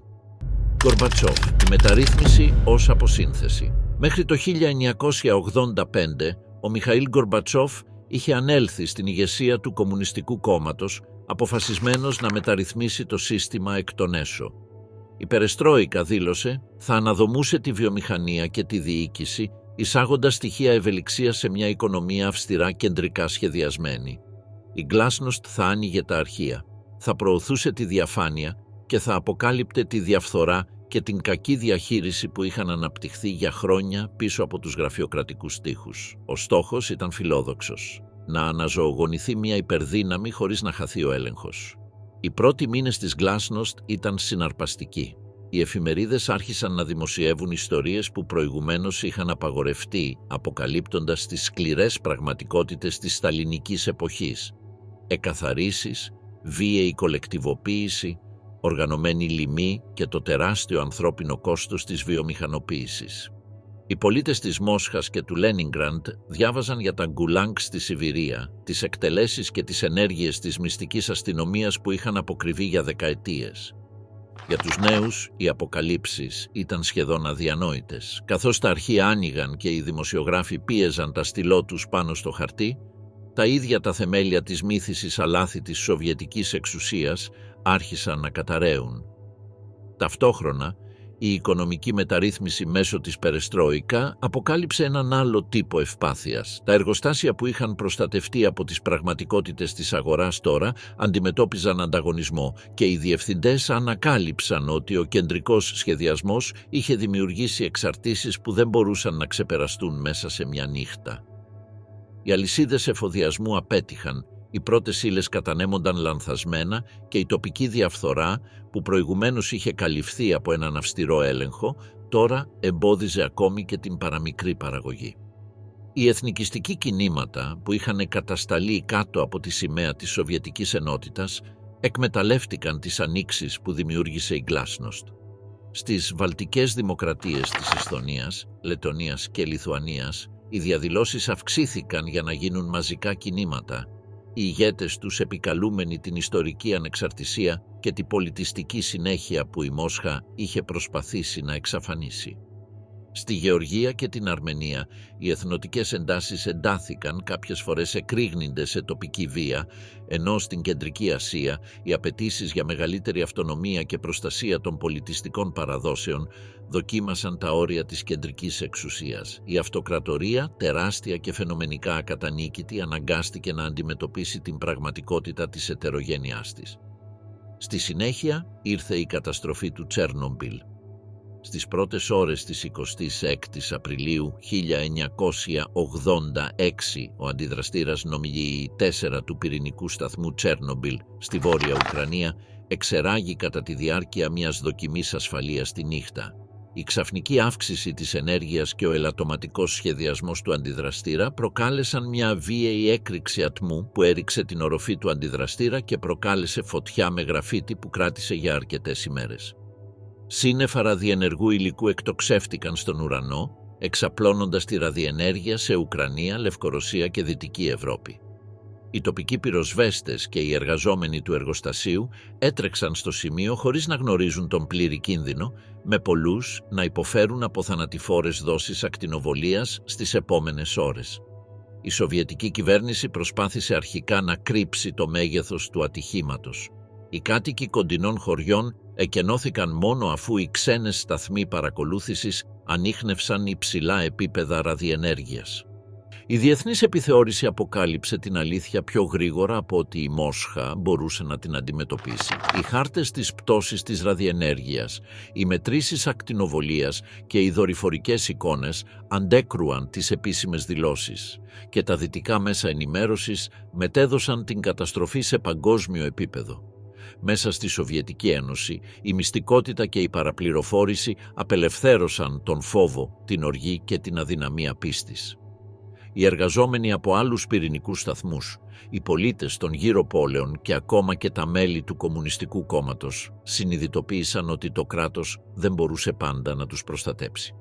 Το Τσερνόμπιλ αποκάλυψε όχι μόνο τεχνολογικά σφάλματα, αλλά και τα βαθύτερα δομικά σφάλματα της Σοβιετικής διακυβέρνησης. Η γραφειοκρατική μηχανή, σχεδιασμένη να επιβάλλει τη συμμόρφωση και να καταπνίγει τη δυσαρέσκεια, αποδείχθηκε ότι ήταν κακώς εξοπλισμένη για να διαχειριστεί μια κατάσταση έκτακτης ανάγκης που απαιτούσε διαφάνεια, γρήγορη λήψη αποφάσεων και επιστημονική ειλικρίνεια. Η Glasnost, η πολιτική του ανοίγματος του Γκορμπατσόφ, ξαφνικά μετατράπηκε όχι σε μια πολιτική επιλογή, αλλά σε μια αναγκαιότητα. Η καταστολή της αλήθειας ήταν αδύνατη απέναντι στην ακτινοβολία που διέσχιζε τα σύνορα και τα νέα που μεταδίδονταν από ξένα δίκτυα. Οι ψυχολογικές και πολιτικές επιπτώσεις εξαπλώθηκαν. Η εμπιστοσύνη στο κεντρικό κράτος διαβρώθηκε. Οι πολίτες άρχισαν να αμφισβητούν την ικανότητα και την νομιμότητα των αρχών που επανειλημμένα είχαν προτεραιοποιήσει τις εμφανίσεις πάνω από την ανθρώπινη ασφάλεια. Οι τοπικές ανησυχίες για το περιβάλλον και την υγεία, οι οποίες είχαν αγνοηθεί για μεγάλο χρονικό διάστημα, απέκτησαν νέα επίγουσα σημασία.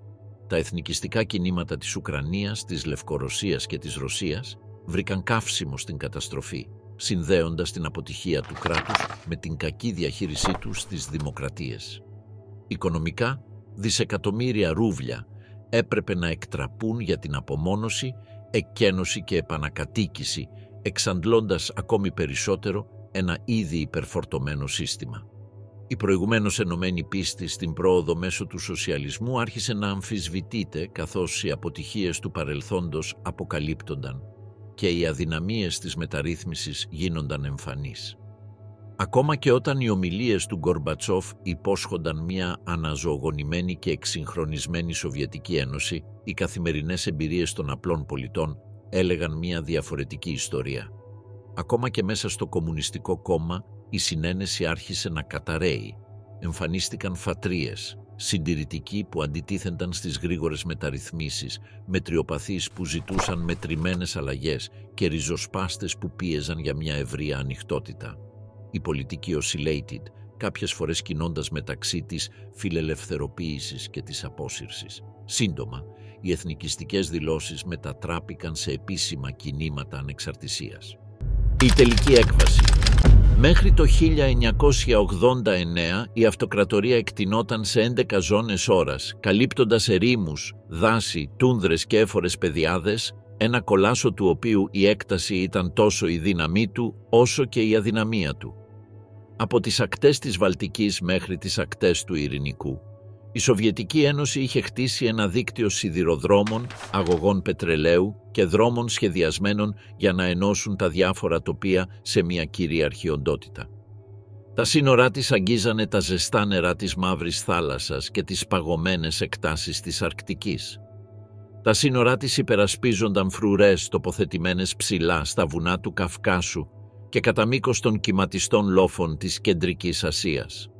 Μέσα σε αυτά τα όρια, οι πληθυσμοί ήταν εξίσου ποικίλοι: Ρώσοι, Ουκρανοί, Ουσμπέκοι, Καζάκοι, Αρμένοι, Γεωργιανοί και πολλοί άλλοι, καθένας με τις δικές του ιστορίες, γλώσσες και πιστότητες. Αυτοί οι λαοί που κατοικούσαν σε χωριά, βιομηχανικά κέντρα, κολχόζ και στρατιωτικούς σταθμούς ήταν η ζωτική δύναμη του κράτους, αλλά επίσης μία πηγή έντασης και διάσπασης όταν η ιδεολογία δεν κατάφερνε να συμφιλιώσει την ταυτότητα με την κυβέρνηση. Τα ίδια τα τοπία είχαν διαμορφώσει την σοβιετική προσέγγιση της εξουσίας. Ποταμοί όπως ο Βόλγας και ο Δνήπερος ήταν αυτοκινητόδρομοι για το σιτάρι, το πετρέλαιο και τις πρώτες ύλες, αλλά επίσης επιβάλανε εποχικούς ρυθμούς που καθόριζαν πότε μπορούσαν να κινηθούν οι στρατοί και πότε μπορούσαν να συγκομιστούν οι καλλιέργειες. Τα ορεινά περάσματα της Κεντρικής Ασίας και του Καυκάσου καθόριζαν τις αμυντικές στρατηγικές, ενώ η απεραντοσύνη της Σιβηρίας προσέφερε τόσο καταφύγιο όσο και απομόνωση. Οι έφορες πεδιάδες της Ουκρανίας, ο Σιτοβολώνας της Ένωσης, είχαν συντηρήσει τους πληθυσμούς και τους στρατούς για δεκαετίες, αλλά η διαχείριση αυτών των εδαφών απαιτούσε τόσο καταναγκασμό όσο και συνεργασία. Το 1989 ήρθε σαν μια χειμερινή καταιγίδα πάνω στο ήδη εύθραυστο οικοδόμημα της Σοβιετικής Ένωσης. Μέσα στην Ανατολική Ευρώπη, δεκαετίες επιβεβλημένου ελέγχου άρχισαν να ραγίζουν κάτω από το βάρος της λαϊκής δυσαρέσκειας. Στο Βερολίνο το τείχος, μια λωρίδα 155 χιλιόμετρων από σκυρόδεμα, σειρματοπλέγματα και πύργους παρατήρησης, υψωνόταν σαν ομό σύμβολο της Σοβιετικής κυριαρχίας. Στις 9 Νοεμβρίου, μετά από εβδομάδες αυξανόμενων διαδηλώσεων και μια λανθασμένη ανακοίνωση της κυβέρνησης, οι κάτοικοι του Ανατολικού Βερολίνου έτρεξαν μέσω των σημείων ελέγχου, γκρεμίζοντας το σκυρόδεμα με σφυριά, σκαρφαλώνοντας πάνω στα σειρματοπλέγματα και γιορτάζοντας τους δρόμους με φωνές «Freiheit». Οι τηλεοπτικές κάμερες κατέγραψαν τους πολίτες να χορεύουν πάνω στο τείχος. Η Πολωνία, που για καιρό αποτελούσε αγκάθι στον σοβιετικό έλεγχο, είχε ήδη αφήσει το αποτύπωμά της.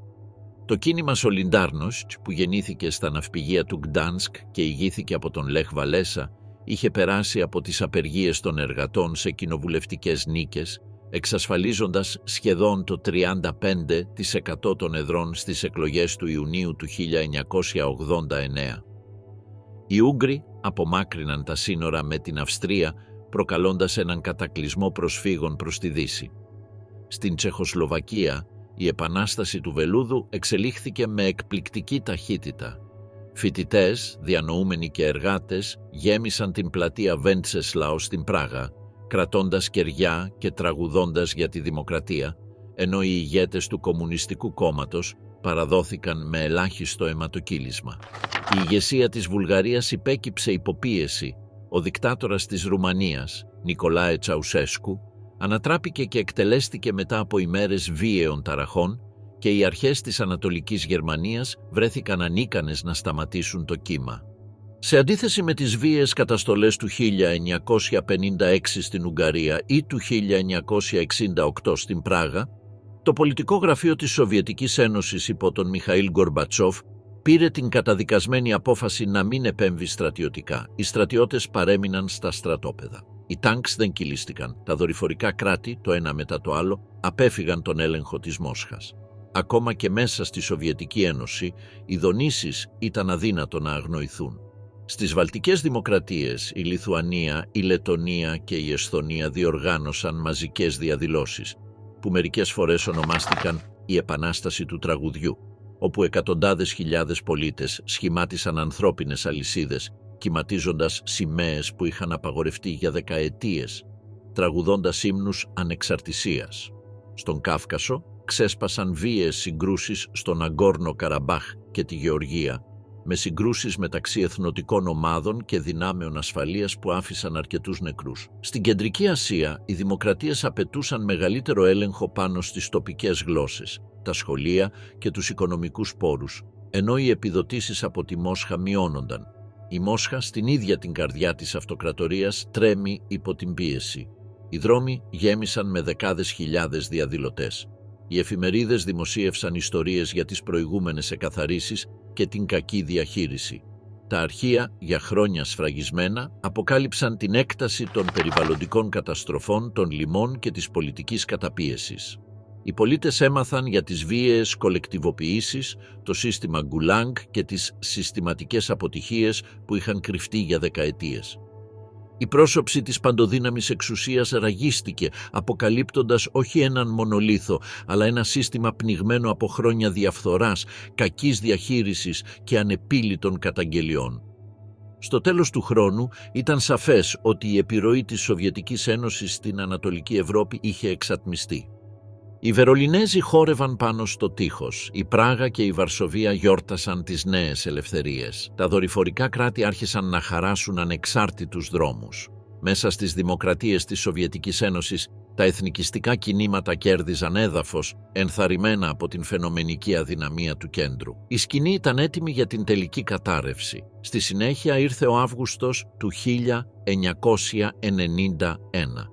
Τα σκληρότερα στοιχεία του Κομμουνιστικού Κόμματος, τρομαγμένα από τις μεταρρυθμίσεις της Περεστρόικα και της Γκλάσνος του Γκορμπατσόφ, καθώς και από την αυξανόμενη κύμα εθνικιστικών κινημάτων, πραγματοποίησαν ένα απελπισμένο πραξικόπημα.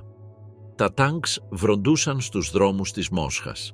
Τα θωρακισμένα οχήματα έκλεισαν γέφυρες, λεωφόρους και κεντρικές διασταυρώσεις, ενώ ελεύθεροι σκοπευτές πήραν θέσεις στις στέγες. Το ίδιο το Κρεμλίνο έπεσε υπό πολιορκία.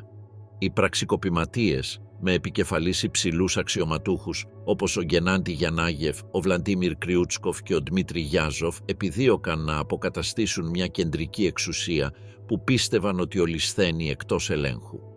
Ανήγγυλαν την αναστολή του συντάγματος, τη διάλυση των μεταρρυθμιστικών πολιτικών και την επιστροφή σε αυστηρή ιδεολογική ορθοδοξία. Αλλά οι υπολογισμοί τους δεν λάμβαναν υπόψη την αντοχή του λαού και την διάσπαση των πιστών μέσα στον στρατό. Τα πλήθη πλημμύρισαν τους δρόμους της Μόσχας σε πρόκληση. Χιλιάδες περικύκλωσαν τα τάγκς στην καρδιά της πρωτεύουσας, πλέκοντας τα χέρια τους, κυματίζοντας σημαίες και τραγουδώντας συνθήματα, απαιτώντας ελευθερία και μεταρρύθμιση. Ο Μπόρις Γέλτσιν, νεοεκλεγής πρόεδρος της Σοβιετικής Ομοσπονδιακής Σοσιαλιστικής Δημοκρατίας της Ρωσίας, ανέβηκε σε ένα τάγκ μπροστά στο κτίριο του Ρωσικού Κοινοβουλίου. Φώναξε διαταγές, κάλεσε τους πολίτες και προκάλεσε τους ηγέτες του πραξικοπήματος να αντιμετωπίσουν τη λαϊκή βούληση. Οι στρατιωτικές μονάδες δίστασαν. Ορισμένοι αξιωματικοί αρνήθηκαν να πυροβολήσουν, ενώ άλλοι αποστάτησαν ενεργά για να υποστηρίξουν τους διαδηλωτές. Το πραξικόπημα, που προοριζόταν ως επίδειξη δύναμης, κατέρευσε σε μόλις 3 μέρες. Μετά από αυτό, η κατάρρευση προχώρησε με εκπληκτική ταχύτητα. Δημοκρατίες, μία μετά την άλλη, ανακοίνωσαν την ανεξαρτησία τους. Η Λιθουανία, η Λετονία και η Εσθονία τυποποίησαν την αποσύνδεσή τους με κοινοβουλευτικές δηλώσεις και τελετές, ακολουθούμενες από την Ουκρανία, τη Λευκορωσία, τη Γεωργία, την Αρμενία και άλλες. Ακόμα και οι περιοχές που προηγουμένως ήταν πιστές στη Μόσχα άρχισαν να διαπραγματεύονται την αυτονομία τους, απαιτώντας τον έλεγχο της τοπικής διακυβέρνησης, των προϋπολογισμών και της αστυνομίας. Τα οικονομικά συστήματα που είχαν κρατήσει ενωμένη την Ένωση, οι κεντρικά συντονισμένες βιομηχανίες, τα κρατικά αγροκτήματα και τα δίκτυα μεταφορών και ενέργειας μεταξύ δημοκρατιών διασπάστηκαν. Οι σιδηρόδρομοι λειτουργούσαν, οι αγωγοί πετρελαίου άντλησαν και τα εργοστάσια βούιζαν, αλλά χωρίς έναν κεντρικό έλεγχο για τον συντονισμό των πόρων ή την επιβολή των κανονισμών, η αποτελεσματικότητα κατέρρευσε. Τα διοικητικά κτίρια παρέμεναν άδεια σε ορισμένες πόλεις. Τα στρατόπεδα και οι φρουρές, που κάποτε ήταν γεμάτα προσωπικό του κόκκινου στρατού, εγκαταλείφθηκαν ή ανατέθηκαν στις τοπικές αρχές. Στις 25 Δεκεμβρίου του 1991, η κόκκινη σημαία που είχε κυματίσει πάνω από το Κρεμλίνο για σχεδόν 7 δεκαετίες κατέβηκε. Το σφυρί και το δρεπάνι εξαφανίστηκαν από τον ορίζοντα, αντικαταστάθηκαν από την τριχρωμία της Ρωσικής Ομοσπονδίας. Για τους πολίτες της Μόσχας και των πρώην δημοκρατιών, η στιγμή ήταν σουρεαλιστική. Στο τέλος του 1991, η Σοβιετική Ένωση υπήρχε μόνο στη μνήμη και στους χάρτες. Έτσι, η ιστορία της Σοβιετικής Ένωσης τελειώνει όχι με μία μόνο μάχη, ούτε με έναν εισβολέα στρατό, αλλά μέσω της αλληλεπίδρασης της ανθρώπινης φιλοδοξίας, της απέραντης γεωγραφίας, της οικονομικής πίεσης και του ξυπνήματος των εθνικών ταυτοτήτων.